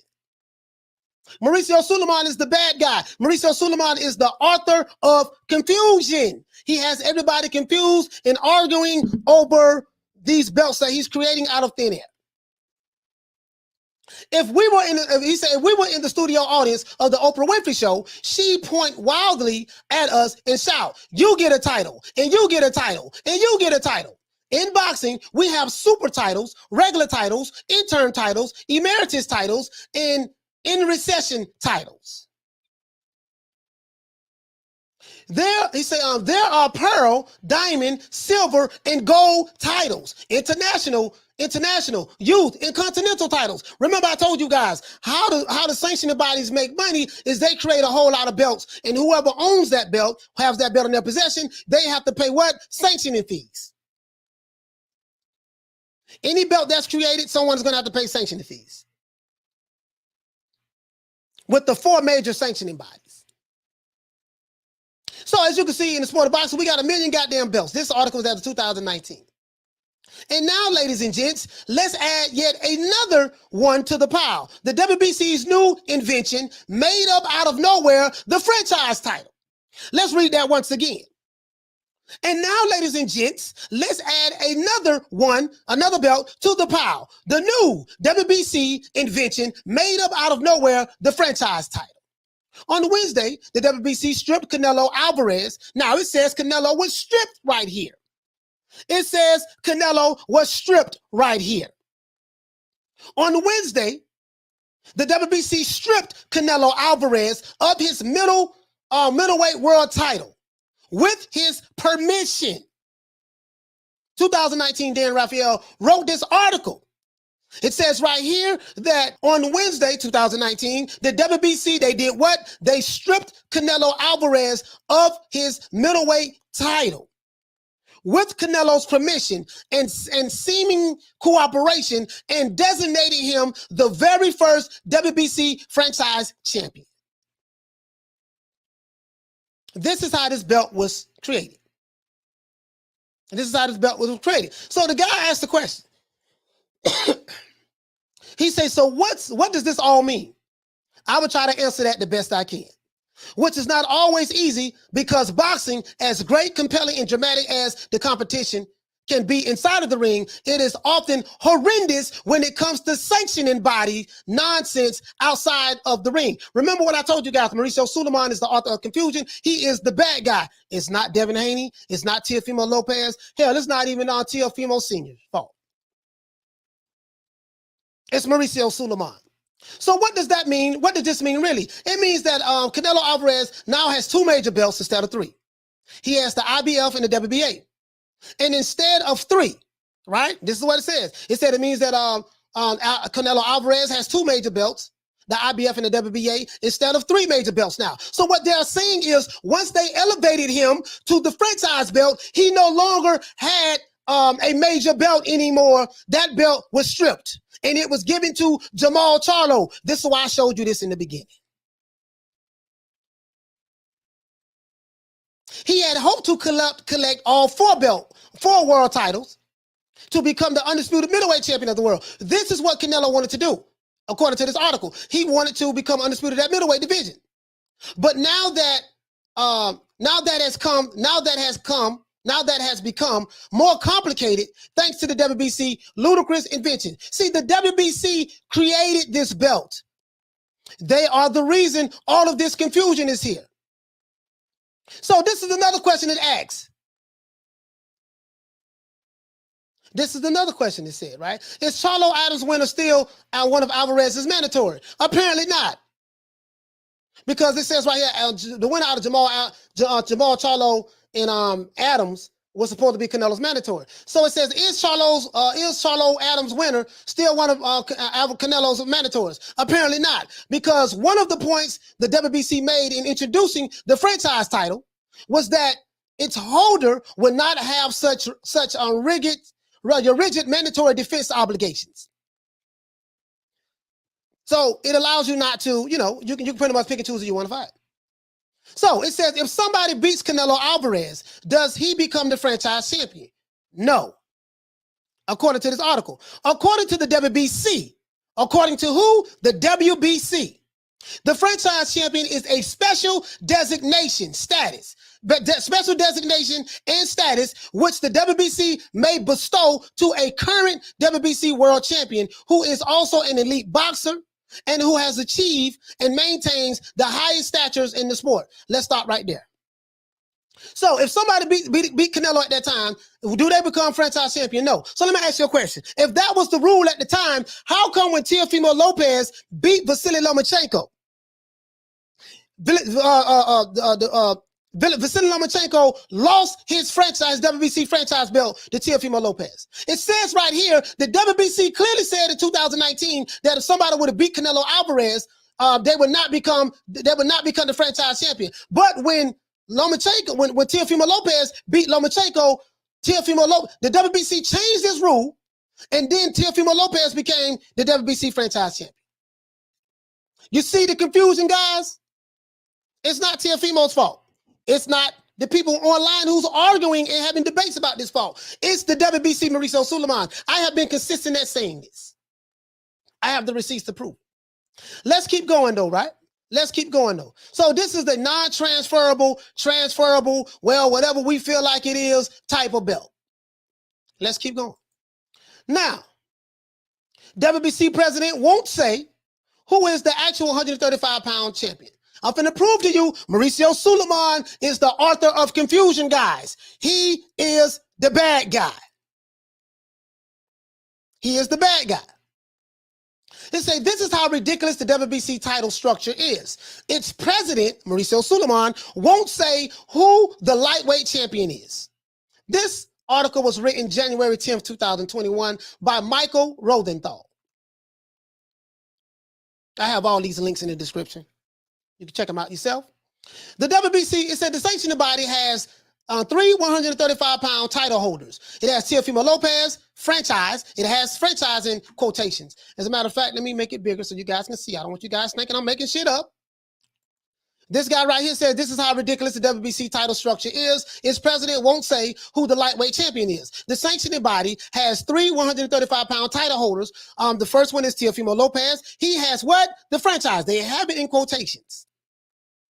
Devin Haney has the standard belt, meaning the WBC regular championship belt. And Ryan Garcia at that time was the interim, WBC interim champion, which is confusing enough.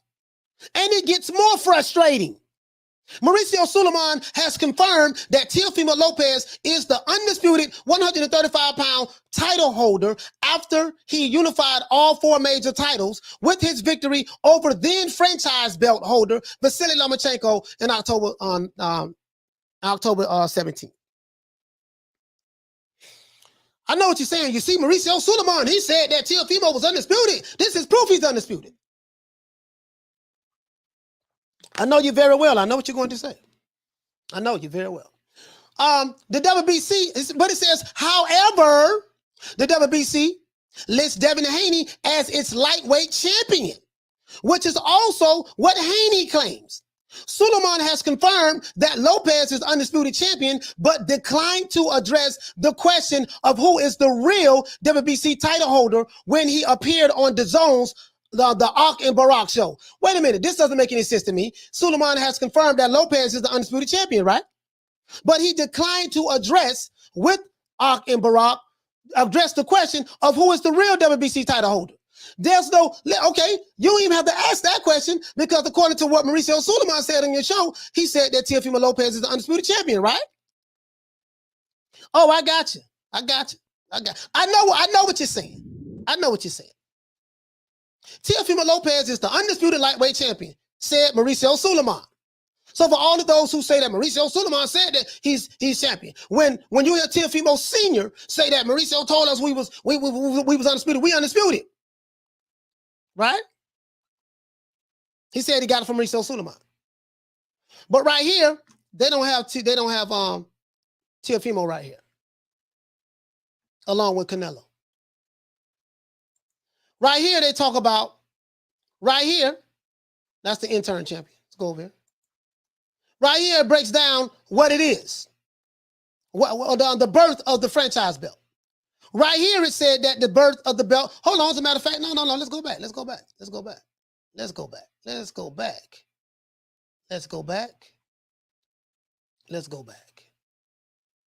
Where's the one where it says, can Canelo lose the belt? Can he lose? Can he lose this belt? Can Canelo lose this belt? If somebody defeats Canelo Alvarez, does he become the franchise champion? No. According to the WBC, the franchise title is a special designation. So if Canelo would have got beat, the person who beat him would not have won this belt, right? Won this franchise belt.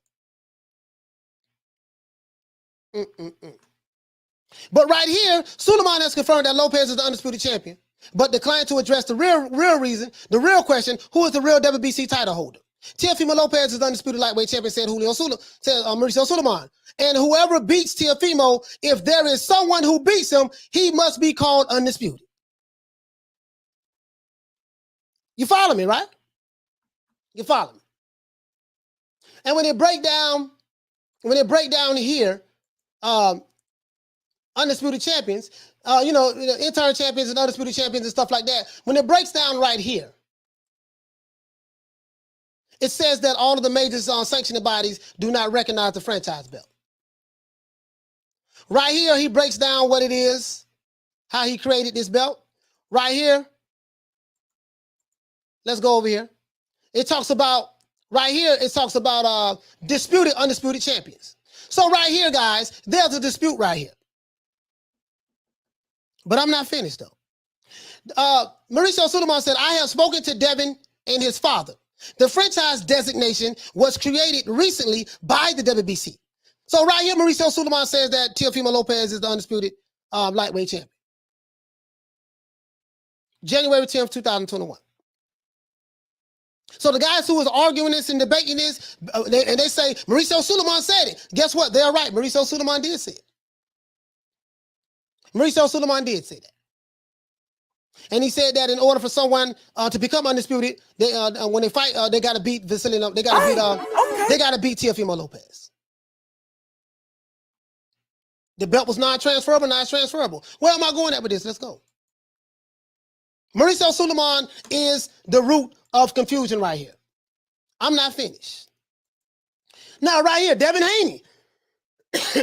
Devin Haney says he blames the WBC and Top Rank and Teofimo Lopez Jr. for undisputed title confusion.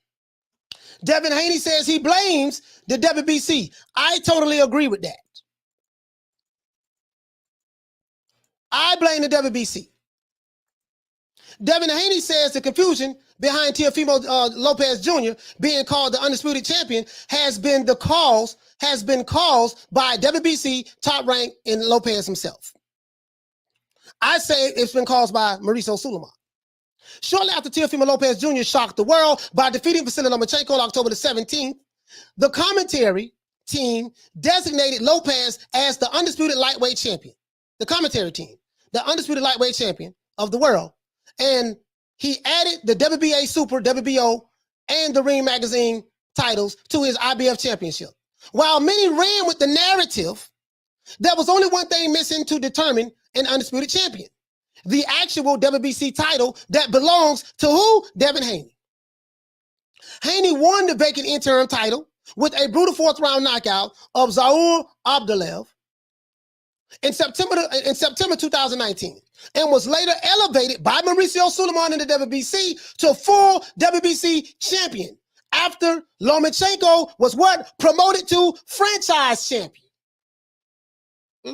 The franchise belt is not recognized by none of the four major sanctioning bodies as undisputed. I got the receipts. I know you're saying Wikipedia lying. I got the receipts for that. Let's go. So Haney won this here, right? So Haney won the vacant interim title by beating this guy. And he was promoted to full championship status. And once he was promoted to full championship status, that was because Lomachenko was elevated to franchise champion. This guy say it's a complicated matter, but one that Haney is eager to clear up ahead of his title defense against Yorkis Gamboa. I think it's Top Rank's fault for the confusion. Haney told the Zone News ahead of Saturday's clash with Gamboa. The WBC called Lomachenko a franchise champion only threw a loop into everything. If it wasn't for that, we would not be having all of this confusion. Let's stop right there. Remember, I told you guys, the author of confusion in this whole fiasco is who? Mauricio Suleiman. Mauricio Suleiman created this confusion. And then he told Teofimo and his father that you are the undisputed lightweight champion of the world.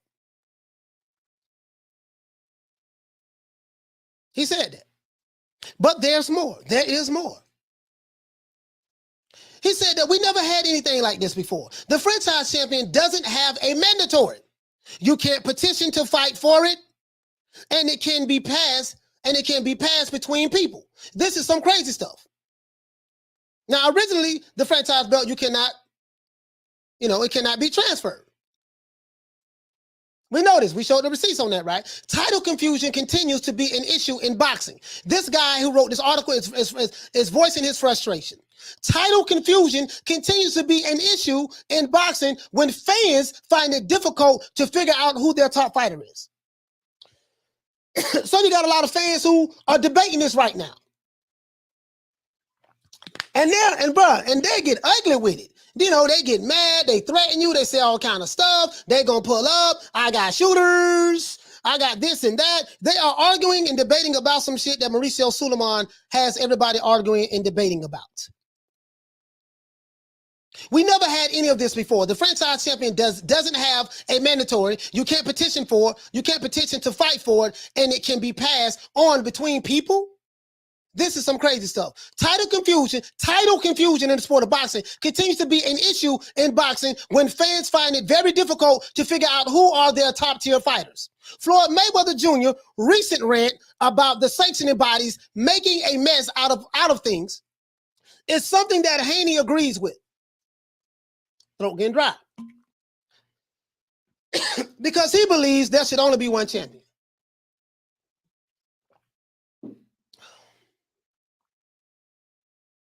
So anyways, let's move on to the next one.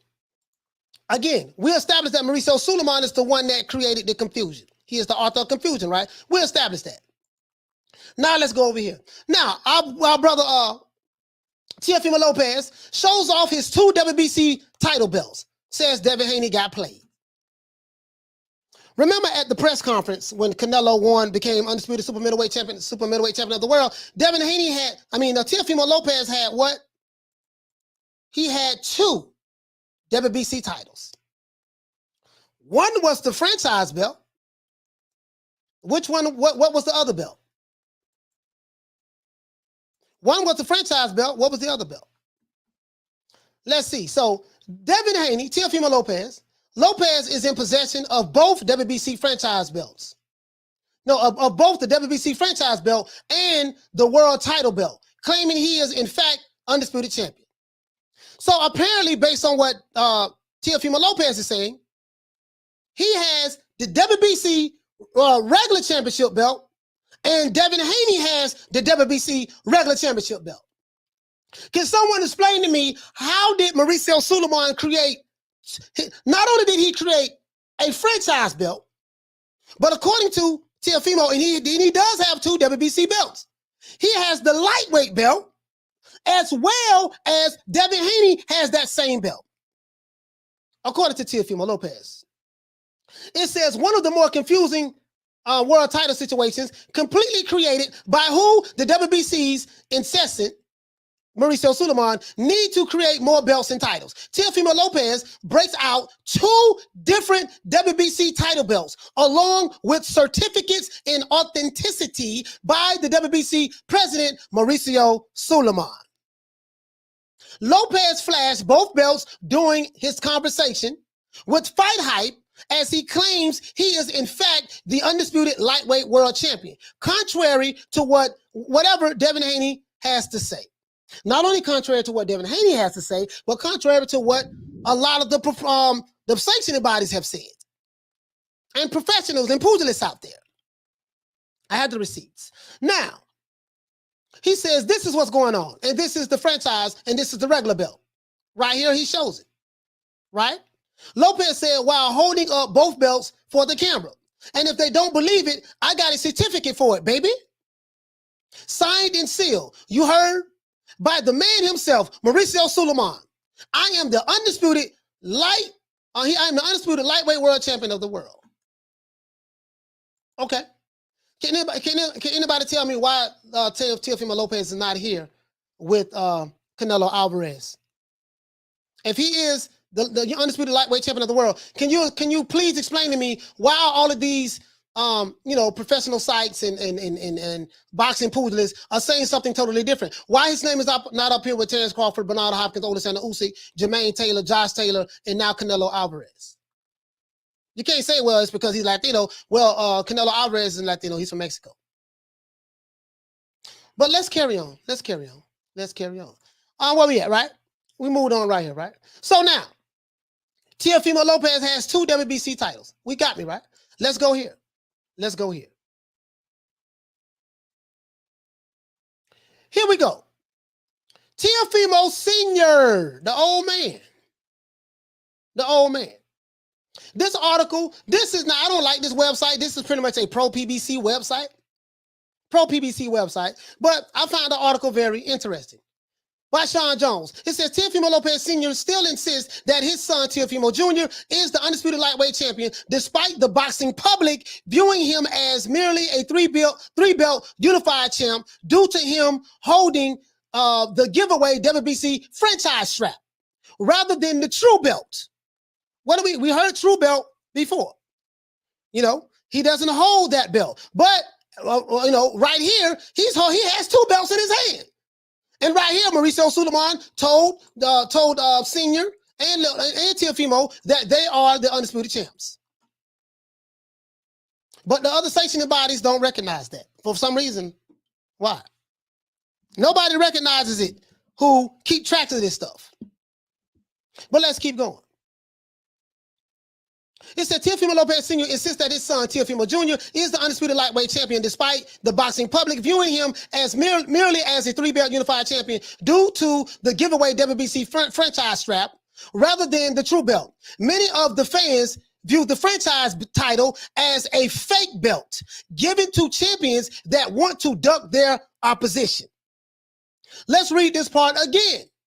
Many of the fans, and I have quite a few of them that say this in the chat, many of the fans view the franchise title as a fake belt given to champions that want to duck their opposition. Teofimo Sr. says that the fans that say Teofimo is an undisputed champion at lightweight hate us. So Teofimo Sr. says that the reason why there are so many people, Wikipedia, the people who put this information out there, the sanctioning bodies, different news outlets and organizations, all of them hate Teofimo Lopez, and they are conspiring against him to rob him of being undisputed. This is what he's saying, right? Teofimo Sr. says that the fans that say Teofimo is an undisputed champion at lightweight, they hate us. Interestingly, though, Teofimo Sr. backs up his illusion that his son is the undisputed champion at 135 by claiming that the WBC president, Mauricio Suleiman, personally told him that the franchise belt that they created is the most prestigious belt of the titles of them all that the sanctioning body has. Teofimo Sr. is not lying. Mauricio Suleiman probably more than likely did tell him this. Mauricio Suleiman probably more than likely did tell him this. I wouldn't doubt it. Teofimo Sr. is not lying here. He said that Mauricio Suleiman told him that the franchise belt that they created is the most prestigious of the titles of the sanctioning bodies. The boxing public sees things differently than Suleiman when it comes to his recently created franchise strap. Not only do the boxing public see it differently, but guess what? Mauricio Suleiman website see it differently too. And I'm going to tell you something else too. The other sanctioning bodies see it differently. How do I know? I have the receipts. They view that title as a fake belt created for prima donna champions to duck their dangerous challengers who might beat them. This is what the fans are saying, the people. This is what the people are saying. Oh, I got some more receipts to back up everything. In other words, the fans see the franchise titles being created for popular champions so that they can cherry pick soft opponents to keep themselves at the top longer than they would otherwise be there. So basically, fans who do not believe that Teofimo is undisputed lightweight champion, and they believe that the franchise belt is a duck belt. Teofimo Sr. said that if anyone that doesn't believe that my son is undisputed, they hate us. I don't think it's as simple as that, though. So in other words, these fans see this franchise title as being created for popular champions so that they can cherry pick soft opponents to keep themselves at the top longer than they would otherwise be. Canelo is a good champion of a higher caliber, who was given the franchise belt by the WBC when he had Jamal Charlo breathing down his neck. Now, I told you this is a pro-PBC website, so this is why he's wording it this way. But you can argue that the WBC created the franchise belt in a hurry when they saw the possibility. This is what interests me about this article. When they saw the possibility of Canelo not holding on to their WBC regular middleweight title belt because he would have been required to defend it against Jamal Charlo. So now, according to their narrative, that the reason why the WBC hurry up and created the belt because they didn't think that Canelo wanted to defend his title against Jamal Charlo, so he was going to drop the belt, so they had to create something that would keep Canelo paying sanctioning fees to them and keep him on the hook with them. This is basically what they're saying, right? It says that's a fight that Canelo might have lost, according to this narrative. So the creation of the franchise belt in 2019 was one of necessity. You can argue to keep Canelo from vacating the sanctioning body's WBC 160-pound title to duck Jamal Charlo. As I said, this is a pro-PBC website. I would not be surprised if PBC owned this website. But let's go further. It's all pretty rich when you think about it. This is what they're saying. So now we have Teofimo Sr. claiming that the WBC franchise belt is the equivalent of the sanctioning body's uppermost belt rather than a fake belt designed to help popular champions duck the dangerous mandatory challengers that could potentially beat them. This is what this article is saying. Teofimo Sr. insists that the franchise is a real belt. I broke down to you guys the creation of what the franchise belt is and what it is for. We're going to give him the chance to take all of the belts from us. My son is undisputed, according to Teofimo Sr. We beat the man. Yes, he did. Vasily Lomachenko to get all of these belts. 2 titles, 2 WBC belts. Mauricio Suleiman is the author of confusion here. The people that insist that my son is not undisputed, they hate us.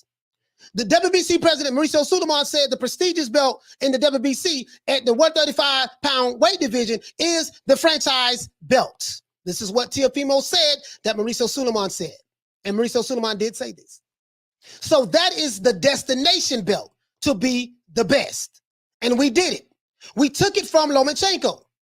This guy says it's pathetic that Teofimo Jr. has been embellishing his credentials by labeling himself the undisputed champion at 135. The reality is that Teofimo is a 3-belt unified champ, but not the undisputed. You can say that Teofimo is a 4-belt champion because we know he does hold the ring magazine strap to go along with the IBF, WBA, and WBO. Or he could be considered a 5-belt champion because he got 2 different WBC belts. But for Teofimo to be the true undisputed champion, he's going to have to take a step. He's going to have to set up a portion of his schedule to fight the winner of May 29th. Talking about Devin Haney. They're talking about Devin Haney, right? Mauricio Suleiman, as I showed you guys, there is the author of confusion. Let's keep going though. Let's look at boxing scene. We almost there, guys. It said last month. Let's look at boxing scene. This is Josh Taylor.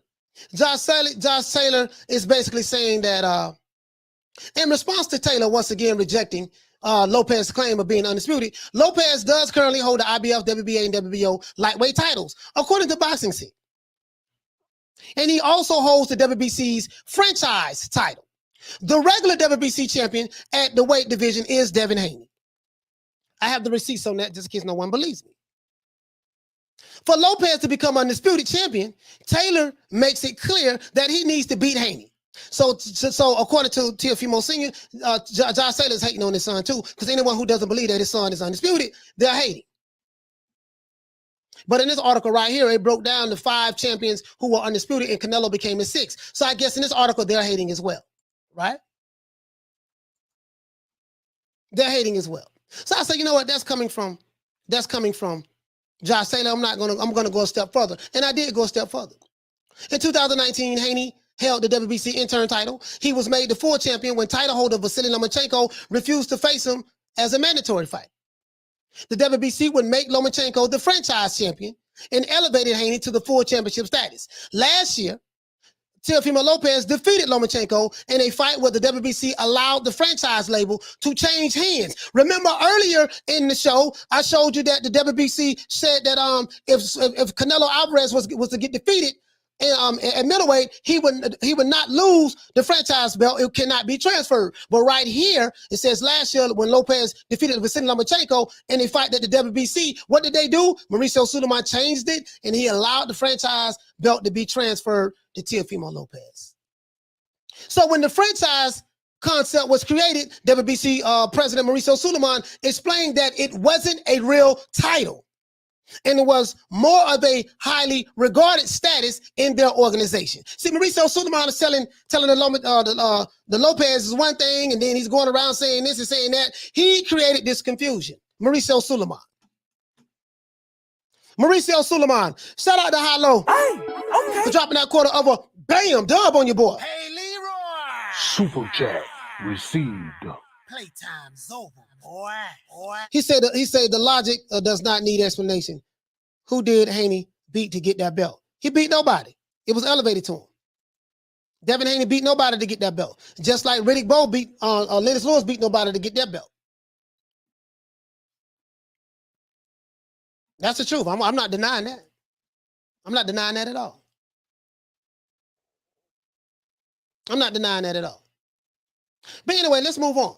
So, remember they said right here that the 6 undisputed champions now are Canelo Alvarez, Terence Crawford, Bernard Hopkins, Alexander Usyk, Jermaine Taylor, and Josh Taylor. So they're hating on Teofimo Lopez. They don't recognize him as being undisputed. They're hating on him. We can't say it's because he's Latino, because they got Canelo Alvarez right here. So let's move on. And we know that the sanctioning bodies do not recognize the franchise champion as the real title. I got proof. Let's go here, guys. This right here is what? The IBF. Now, Teofimo Sr. said that his son is the undisputed lightweight champion of the world. Surely if his son is the undisputed lightweight champion of the world, the other sanctioning bodies will recognize it, right? We will see it here, okay? Let's go. It says right here, our champion, Teofimo Lopez. He is the IBF lightweight champion of the world. Right here, it says WBA champion is Teofimo Lopez. Right here, it says WBO champion is Teofimo Lopez. Right here, it says WBC champion is Devin Haney. Why is the sanctioning body hating on Teofimo Lopez? Why is Wikipedia hating on Teofimo Lopez? Why are the fans who are saying that he is not undisputed hating on Teofimo Lopez? Why is articles that was written by the Chicago Sun News? You know what I mean? No, and this right here comes from Showtime. This comes from Showtime. As a matter of fact, I got the receipt on that. Why is Chicago 5 hating on Teofimo Lopez? Not only that, I got something else. Hold on. I got something else. Not only that, let me do this. There's somebody else hating on Teofimo Lopez as well. Do you want to know who's hating on Teofimo Lopez, guys? Showtime pay-per-view is hating on Teofimo Lopez. How do I know Showtime pay-per-view is hating on Teofimo Lopez? Because when Canelo Alvarez became the undisputed Super Middleweight Champion of the world, I noticed that not only did Wikipedia hate on Teofimo Lopez, not only did other boxing news outlets hate on Teofimo Lopez, regardless of what Mauricio Suleiman said, not only is the sanctioning bodies hating on Teofimo Lopez, but Showtime pay-per-view is a part of the conspiracy, and they are hating on Teofimo Lopez as well. Right? How do I know? Because right here, when they give you a list of the undisputed male champions in the 4-belt era, guess who you do not see? Guess who you do not see? You do not see Teofimo Lopez. You see Bernard Hopkins, Jermaine Taylor, Terence Crawford, Alexander Usyk, Josh Taylor, and voila, Saul Canelo Alvarez. So Showtime is hating on Teofimo as well. So we established that, right? We established that. According to T.O. Sr. According to T.O. Sr. Hold on. Let me pull everything back up. According to T.O. Sr. So now, this sanctioning body, the IBF, is not recognizing Teofimo as being undisputed. Because right here, they have Devin Haney as the WBC champion, right? Let's move on. Let's move on to the WBA. Surely the WBA will have Teofimo Lopez is undisputed, right? Surely the WBA will have Teofimo is undisputed, right? We know the WBA ain't hating no Teofimo Lopez. Let's go here. This is the WBA. This is the WBA website. This is another sanctioning body. Guess what this sanctioning body says, guys? It has big old Teofimo Lopez right here. And they have him as the WBA, the IBF, and the WBA lightweight super championship champion. Because George Kambosos does not have a belt. So the IBF has Devin Haney as the WBC champion. Why the franchise belt? Why Teofimo ain't here? If the franchise is a superior belt, why the franchise belt ain't here if it's a superior belt? Why is the IBF hating on Teofimo Lopez? Okay, why is this news organization hating on Teofimo Lopez? Why is Wikipedia hating on Teofimo Lopez? Why is Showtime pay-per-view conspiring hating on Teofimo Lopez? So we got the IBF that doesn't recognize him as undisputed. We have the WBA that says that doesn't recognize him as being undisputed. How do we know? We see it right here. Surely the WBO has Teofimo being undisputed, right? Let's keep on moving. Let's keep on moving. Surely the WBO will have Teofimo undisputed, right? Surely they have him on there, right? We know they ain't hating.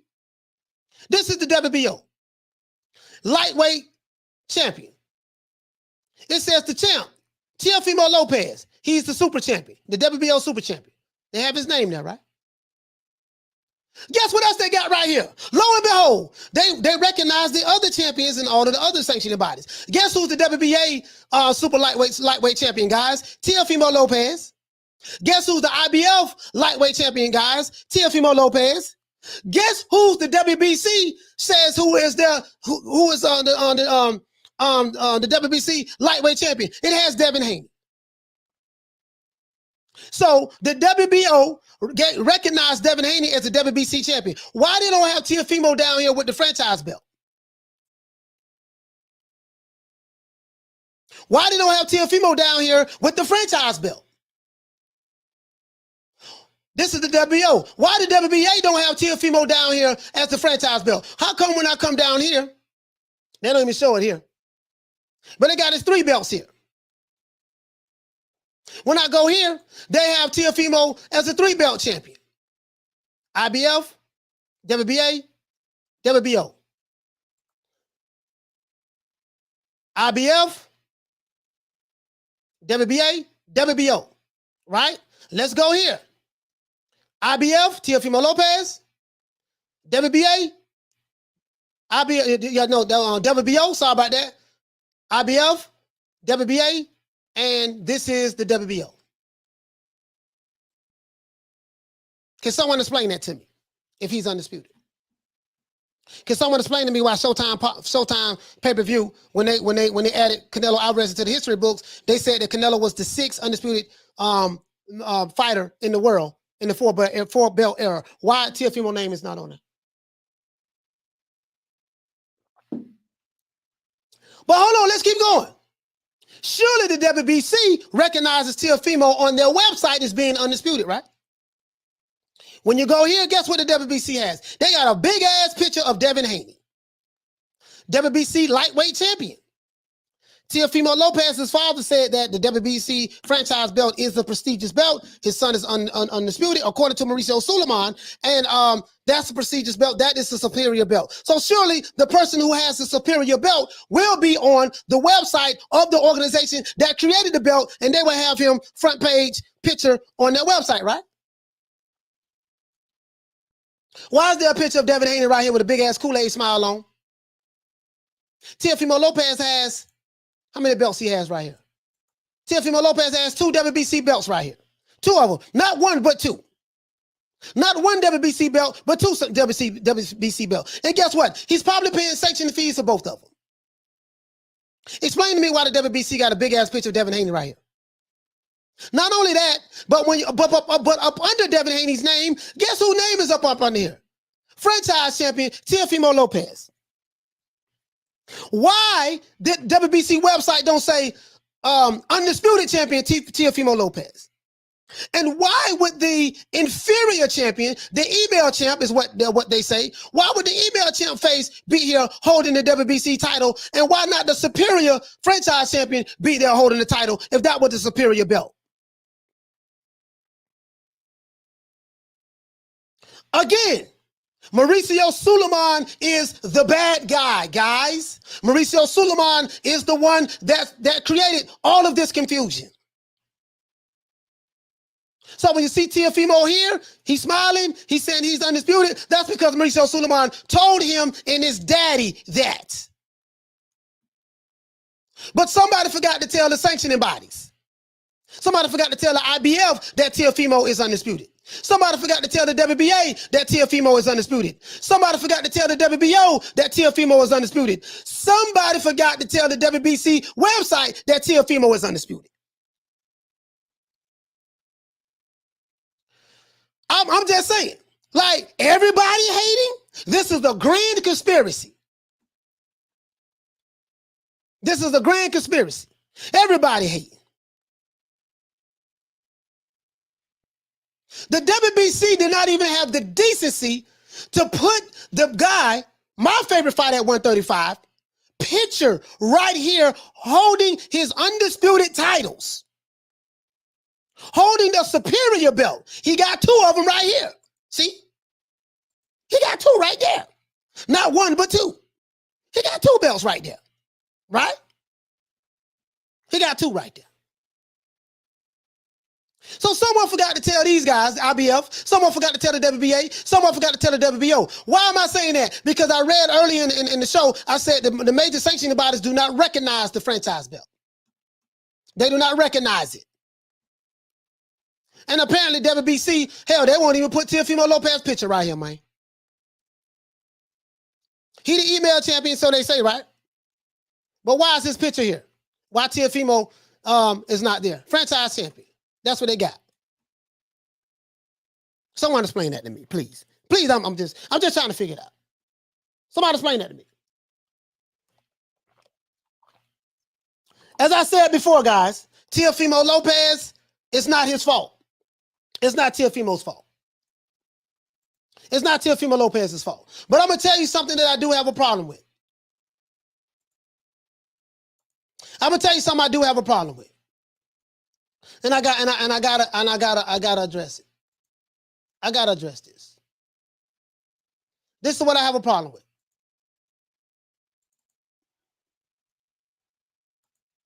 I have a big problem with this myself. When you show up to Canelo Alvarez's fight, he fought 4 times within a year, and this guy's taking a photo of all of his accomplishments, and this is his night, right? You and your dad came up with a plan to go on up there, boy, and stand next to Canelo. I want you to stand next to Canelo and show both of your belts. You so good, Canelo ain't got but one WBC belt right here. Teofimo got 2 belts. Not 1 belt, but 2 belts. And he's probably paying sanctioning fees to Mauricio Suleiman for both of these belts.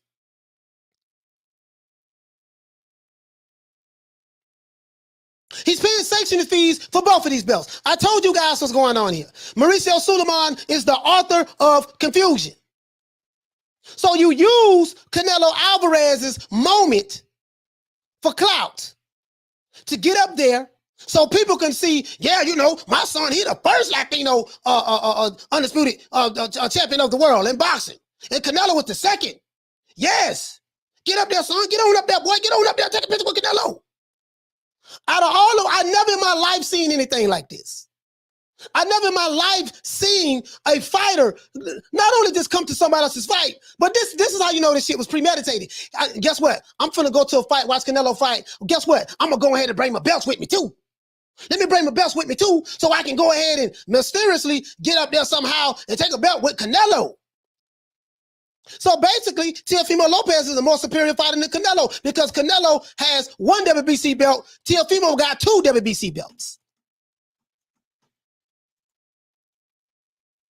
But in the beginning of the broadcast, Teo Sr. said that Canelo and Triple G were bums. That's what you said some years ago. So if Canelo was a bum then, I don't know how you feel about him now, but you made sure that you get a photo out with him holding these goddamn belts. That's so disrespectful. That's so disrespectful. It's all about me. You didn't even fight this night. Canelo fought this night. That's the problem I had with it. That's the problem I had with it. You clout chasing. You got a fight coming up with Cambosis, ain't nobody really talking about it. We're going to see how many tickets you sell at the event. And you use that as an opportunity, an opportunist. You use it as an opportunity to bring spotlight on your son to help promote your fights. And you did it at Canelo's expense. Let's look at Steve Kim's article. This is Steve Kim's article from Snack, guys. I'm going to leave the link in the description below.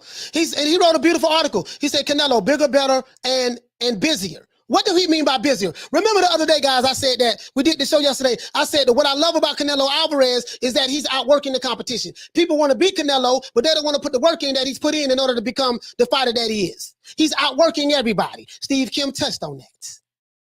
Shout out to Steve Kim. He said, Canelo Alvarez is the biggest star in boxing. He is also, and I broke it down. I said he's not the biggest star in boxing because he's Mexican. He's not the biggest star in boxing because he said Viva Mexico. He's the biggest star in boxing because he's outworking everybody. The work ethic is what all the other fighters who like to wear chains and be iced out and grilling and drinking and drip sipping mo and fighting and all that other stuff. He's the opposite of that because he's outworking you. This is the point that Steve Kim is making. He's also considered the best fighter in the sport.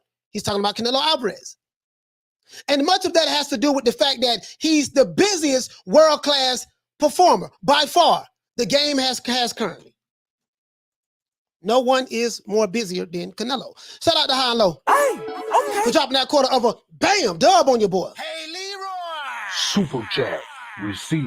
Playtime's over, boy. He said nobody wonders why Canelo allowed something like this. Yeah, I have no idea.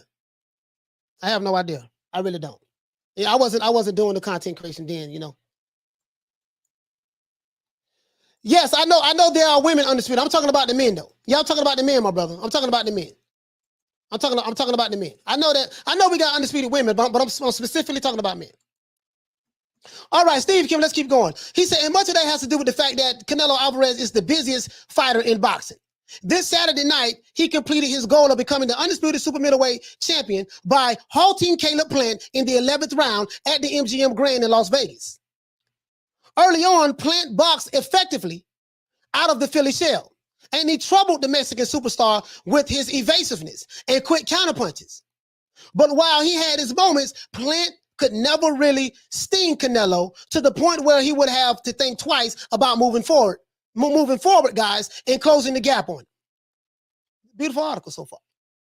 It took some time, but eventually Canelo Alvarez chipped away at the taller Plant, and he finally broke, sorry about that, and he finally broke through late, flooring him twice before referee Russell Moore stopped the fight at the 1 minute and 5 second mark in the 11th round. For Canelo Alvarez, who becomes just the sixth boxer in the modern era to become champion in four major belt division. So Steve Kim is hating on Teofimo as well. Let's keep going though. Yeah, you can try and minimize this achievement by stating that currently this division does not have a Roy Jones Jr., James Toney, or Joe Calzaghe in it, because this is what Canelo detractors say. Oh, he ain't really fought nobody to get the belt. You know, he ain't fought no Roy Jones, or he ain't fought this dude or that dude, or Calzaghe wasn't there, and he ain't really had no stiff competition. So they try to minimize it, and that's fine. If that's what you want to do, fine. But there's no argument there.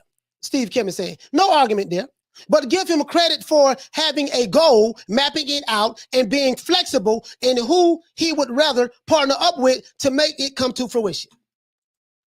Shout out to Brandon Lynn for dropping that quarter of a bam dub on your boy. Hey, Leroy! Super chat received. Playtime's over, boy. He said, embarrassing, coach. Tio showed up with his belts like LeBron getting on stage in full uniform to the Dodgers championship ceremony with rings on. Hey, that's a good one. LeBron showing up. Yeah, man. Yeah, man. But anyways, no argument there. We don't have no Roy Jones and James Toney's and Joe Calzaga's in the lightweight division. You got to fight who you can fight, right? But guess what he says though? He said this is not a fighter who would hide behind any promotional rivalries or network alliances to prevent himself from making history. Canelo is his own industry. Canelo is his own industry, free of many of the restrictions that hinder other careers or other fighters. Basically, is what he's saying. The fight on Saturday night, despite its emphatic ending, wasn't an easy one for Canelo. Alvarez still had to decipher a difficult style while overcoming some significant physical disadvantages. But you always got the sense that he would find a way to adjust, adapt, and then attack, which is precisely what took place.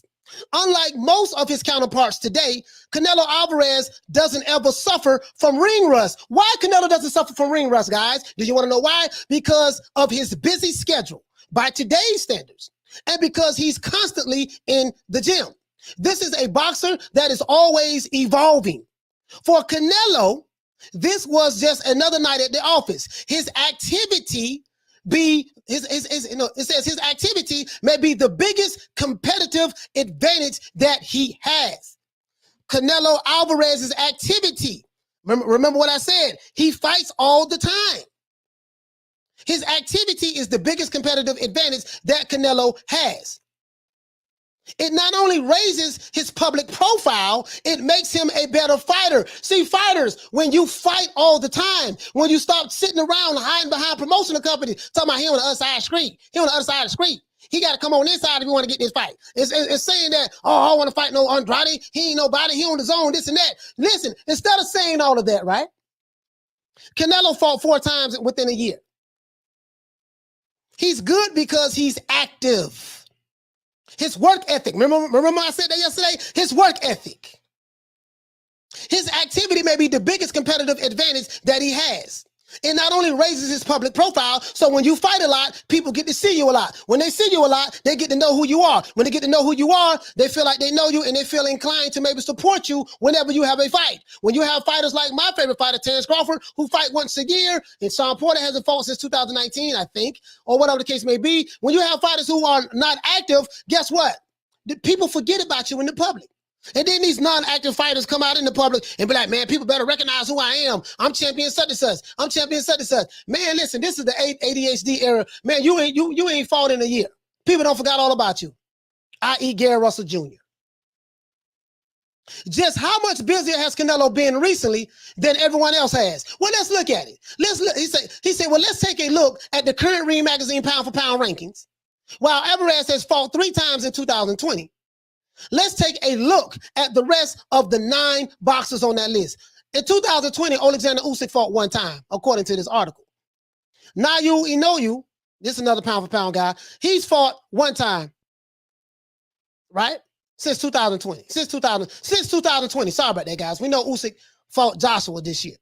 Since 2020 at this time. That's what he's saying, right? Terence Crawford had 0 fights since November last year. I think, November last year. November the 20th, he's scheduled to fight Sean Porter. These guys are considered pound for pound. Josh Taylor had 1 fight this year when he became undisputed. Was that this year or last year? That was this year. I think that was this year. Errol Spence had 0 fights since this time. Teofimo Lopez has 0 fights as well. He has 1 scheduled for November 27th against George Kambosos. Juan Francisco Estrada has only had 1 fight. Vasily Lomachenko has had 1 fight. And he got another one scheduled for December 11th, so that's going to be 2. And Kazuto, he has had 1 fight. All of these people on this list are considered pound for pound best in the sport of boxing. But out of the pound for pound guys who are the best in the sport of boxing, Canelo has fought 4 times. Canelo has outworked everybody. This is what he's saying. So this group has performed just a total of 6 times in 2020. 4 of them have fights lined up before this year is over with. 7 of them will have just 1 fight to their credit when it strikes midnight on December the 31st. Canelo has essentially carried the sport of boxing by himself on his broad shoulders, according to Steve Kim. It would be nice if he got a little more help from his colleagues in this regard. After his latest conquest, he stated that he would need a bit of a break from the grind of boxing, and he would return into the ring next May. So according to this article, Canelo Alvarez says that he needs a break from boxing, and he will return to fight again May of 2022. He does deserve a break, I will say that. It's a well-earned break, respite, right? But it has to be asked, who will fill this void in 2022? Which fighter will step up and fill this void? Which fighter will step up and fill this void? Muhammad Ali once said, if it wasn't for me, the game would be dead. It would be hyperbolic to apply this to Canelo Alvarez. But the game isn't nearly as big without him. So basically when Canelo, he's a walking economy. When he fights, he bring him out. And he fights on the regular. These other fighters, they ain't really fighting like that. I'm not talking about the young fighters. The young fighters, I'm talking about the guys who are on this pound for pound list. So as I said before, guys, Mauricio Suleiman is the author of this confusion. And as you saw here, just in case, you think I'm throwing shade, as you see right here, the WBC website got a big ass picture of Devin Haney right here. And you might say, well, Coach, that don't mean nothing. Remember, I told you, whoever the main champion is on the WBC website, that's gonna be the main guy that's on the front page of the paper. On the page. How do I know? Right here, when you go here, the main guy the main champion in the WBC heavyweight division is who? The one Tyson Fury. And they got the interim champion Dylan White up under him. Oh, that's just coincidence, Coach. That's just coincidence. Let's go to cruiserweight. Who is the main guy in the cruiserweight division? They have my brother right here, Ilunga. They got this brother right here. They got him there. He's the main guy, okay? Let's go to light heavyweight. Who do they have at light heavyweight as being their main champion on the WBC website?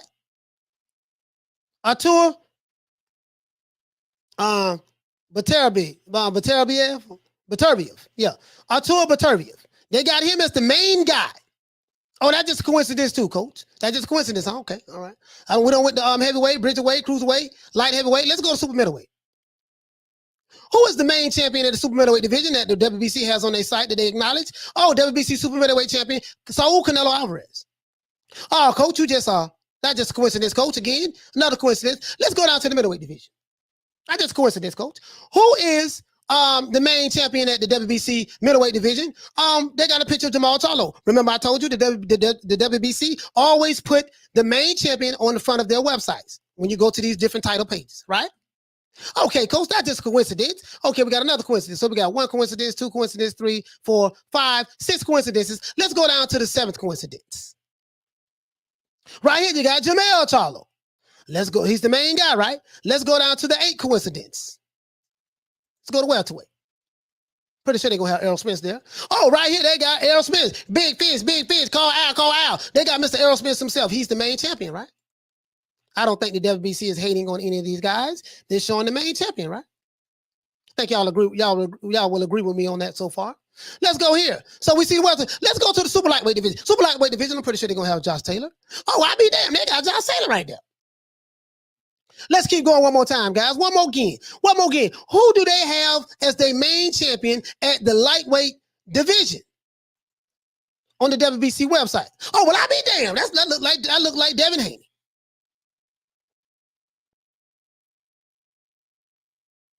I hope I made myself clear today. Devin Haney is here. WBC. WBO is recognizing Devin Haney. WBC is recognizing Devin Haney. WBA is recognizing who? They don't have it on the site, but they're showing that Teofimo only has 3 belts right here. WBA, IBF, and WBO. You don't see the WBC franchise belt here. And let's go to the IBF. The IBF that recognizes Devin Haney as well. So my question is this. I get the clout chasing. I get it. I got to call it for what it is, though. It was clout chasing. You can come to your own conclusion whether he's undisputed or not. I'm not here to make that decision for you. The only issue I had was the photo op, especially to a fighter who your dad said was a bum. You felt like Canelo was a bum a few years ago, so goddamn. But you want to take a picture with this bum. When they talk about who's undisputed in the history of boxing in the four-belt era, nobody, the sanctioning bodies, the boxing professionals who put together all of this data, nobody says that but you and Mauricio Suleiman. And I haven't heard Mauricio said it, but I read the article. And Tio Senior said that everybody who's saying this, they haters, they hate us. So everybody hating. Everybody's hating now. Everybody's hating. It is what it is, man. Mauricio Suleiman is the author of the confusion. He is the reason why we have this confusion going on with the franchise champion being undisputed and Devin Haney is the real champion because he got the real belt. And when you go to the WBC website, they got a picture of Devin Haney with the real belt. And when you look at several other examples on their website, they have the main champion on their other weight divisions on the WBC website. When you go to the IBF, on the WBO, it says Devin Haney is the WBC champion. When you go to the WBA, it says that. When you go to the IBF, it says that. When you go to Showtime pay-per-view, and they show a list of the undisputed champions in the four-belt era, they have Terrence Crawford, Bernard Hopkins, Jermaine Taylor, Josh Taylor, Alexander Usyk, and they have Saul Canelo Alvarez. They don't have Teofimo name on there. Make your own decision. Take it how you want to take it. But the photo op and clout chasing, in my opinion, is tasteless, and it has to stop. They have no shame in it. Canelo worked hard, bust his ass, and I ain't capping for Canelo. It could be any fighter. If you're a fighter, you bust your ass to win your belts. I don't need you coming to my fight show with your belts, taking pictures with me, talking about, yeah, and then you got your hype man behind you. Your hype man, your daddy. You got your hype man behind you. Yeah, my son undisputed. He undisputed. Yeah, you see that? 2 undisputed champions. Wow. Anyways, man, that's it, man. New Media Today, USA Boxing, man. See you guys tomorrow at 3 o'clock Eastern Standard Time. We're going to give everybody a shout out, OJ Juman style. OJ Juman style. We're going to give everybody a shout out. You know how we do it. If you're new to the channel, please subscribe, hit the like button. I know I might have lost some people today, but that's fine. I have no problem with that. Hold on. Somebody hit my phone up. If you're new to the channel, please subscribe, hit the like button. If you're new to the channel, please subscribe, hit the like button. Let's do this thing OJ Juman style, right? Got a lot of people that's in the chat. I'm going to try to get to everybody I can, okay? Shout out to Chinese Yoda. Okay. Shout out to Alan R. Okay. Shout out to Bon Scott. Okay. Shout out to Jay Styles. Okay. Shout out to Alan R. Okay. Shout out to Toon in the building. Okay. Shout out to GB Guthrie. Okay. Shout out to Double M Sports Talk. Okay. Shout out to John McSmith. Okay. Shout out to Gasson. Okay. Shout out to PBC Fanboy. Okay. Shout out to Julio Guzman. Okay. Shout out to Alan R. Okay. Hold on. Wendell Jackson. What's going on, fam? Shout out to Paul Evans. Shout out to Ava. Shout out to White Kanye West. Okay. Shout out to Chain with Ice. Okay. Shout out to David Gonzalez. Okay. Shout out to who else we have? Diallo Huggy was here early as well. Okay. Shout out to Shelton Moore, my main man, my brother Shelton Moore. Okay. Shout out to Cesar Castro. Shout out to Adrian. Shout out to GB Guthrie. Shout out to Leica. What's going on? Shout out to E Mesa. Shout out to George H. Shout out to Bon Scott. Shout out to GB Guthrie once again. Shout out to Yemi. Shout out to Neil Sinclair. Shout out to Thomas Jones. Shout out to Anthony Evelyn. Shout out to David Gonzalez. Shout out to Wilder Snooze until this day. To this day. I see you. Shout out to the Queen Nick Rich. Okay. Shout out to John McSmith. Shout out to Who else we have? Shout out to John McSmith. Shout out to E Mesa. Shout out to Neo. Neo the Chosen One. If I forgot you, man, please forgive me. Shout out to the Queen Bless 365. And anybody who was here. Got too many names. Too many names. If I forgot you, please forgive me. Shout out to Javon Soto. Hey, okay. Shout out to Thomas Jones. Hey, okay. Shout out to Chocolate Bacon. Hey, okay. Shout out to Billy Kidman. Shout out to Derek Curry. Shout out to Jeff Lucietta. What's going on, my brother? Shout out to Rich. Again, the WBC is the author of confusion. They created all of this. This is why no sanctioning body and none of the boxing experts who keep a track of boxing data does not have Teofimo Lopez as the undisputed lightweight champion of the world. So all of them are hating on him, I guess. Shout out to my main man, Ronald Finkley. Big Ron, UGC Flame in the building. Hey, okay. Shout out to Moni Brown. Thank you, brother, for shooting that video. I really like that video. Hey, okay. Shout out to Arthur Hawkins. Shout out to MJ. Shout out to Rob, Rib, Shows. Shout out to Bon Scott. Shout out to the Queen Nick Rich. Shout out to Will. Shout out to Jeff Lucietta. Shout out to AV Sound. Shout out to John. Shout out to Jan Hammer. Shout out to Renee Box Young. Hey, okay. Shout out to the Shy Streets.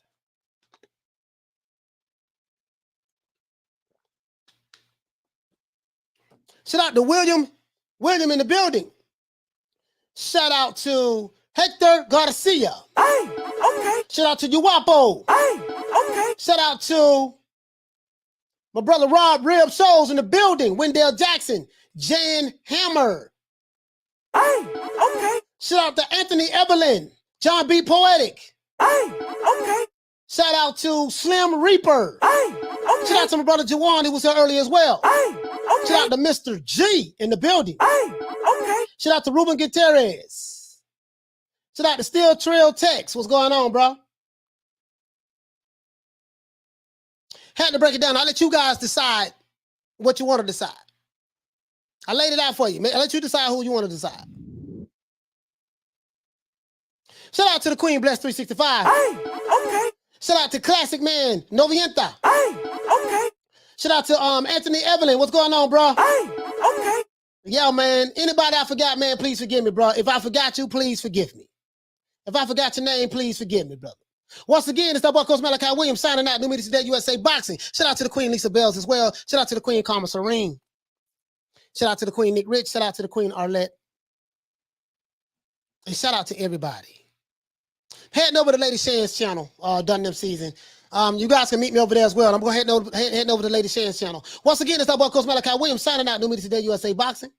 Don't meet me there, beat me there. See you guys tomorrow, 3 o'clock. Eastern Standard Time. I'm going to be here, baby. I'm going to be here. Car ain't got no roof. I'll let you guys. Peace. Man, I'm out of here, bro. Let's go. Come on.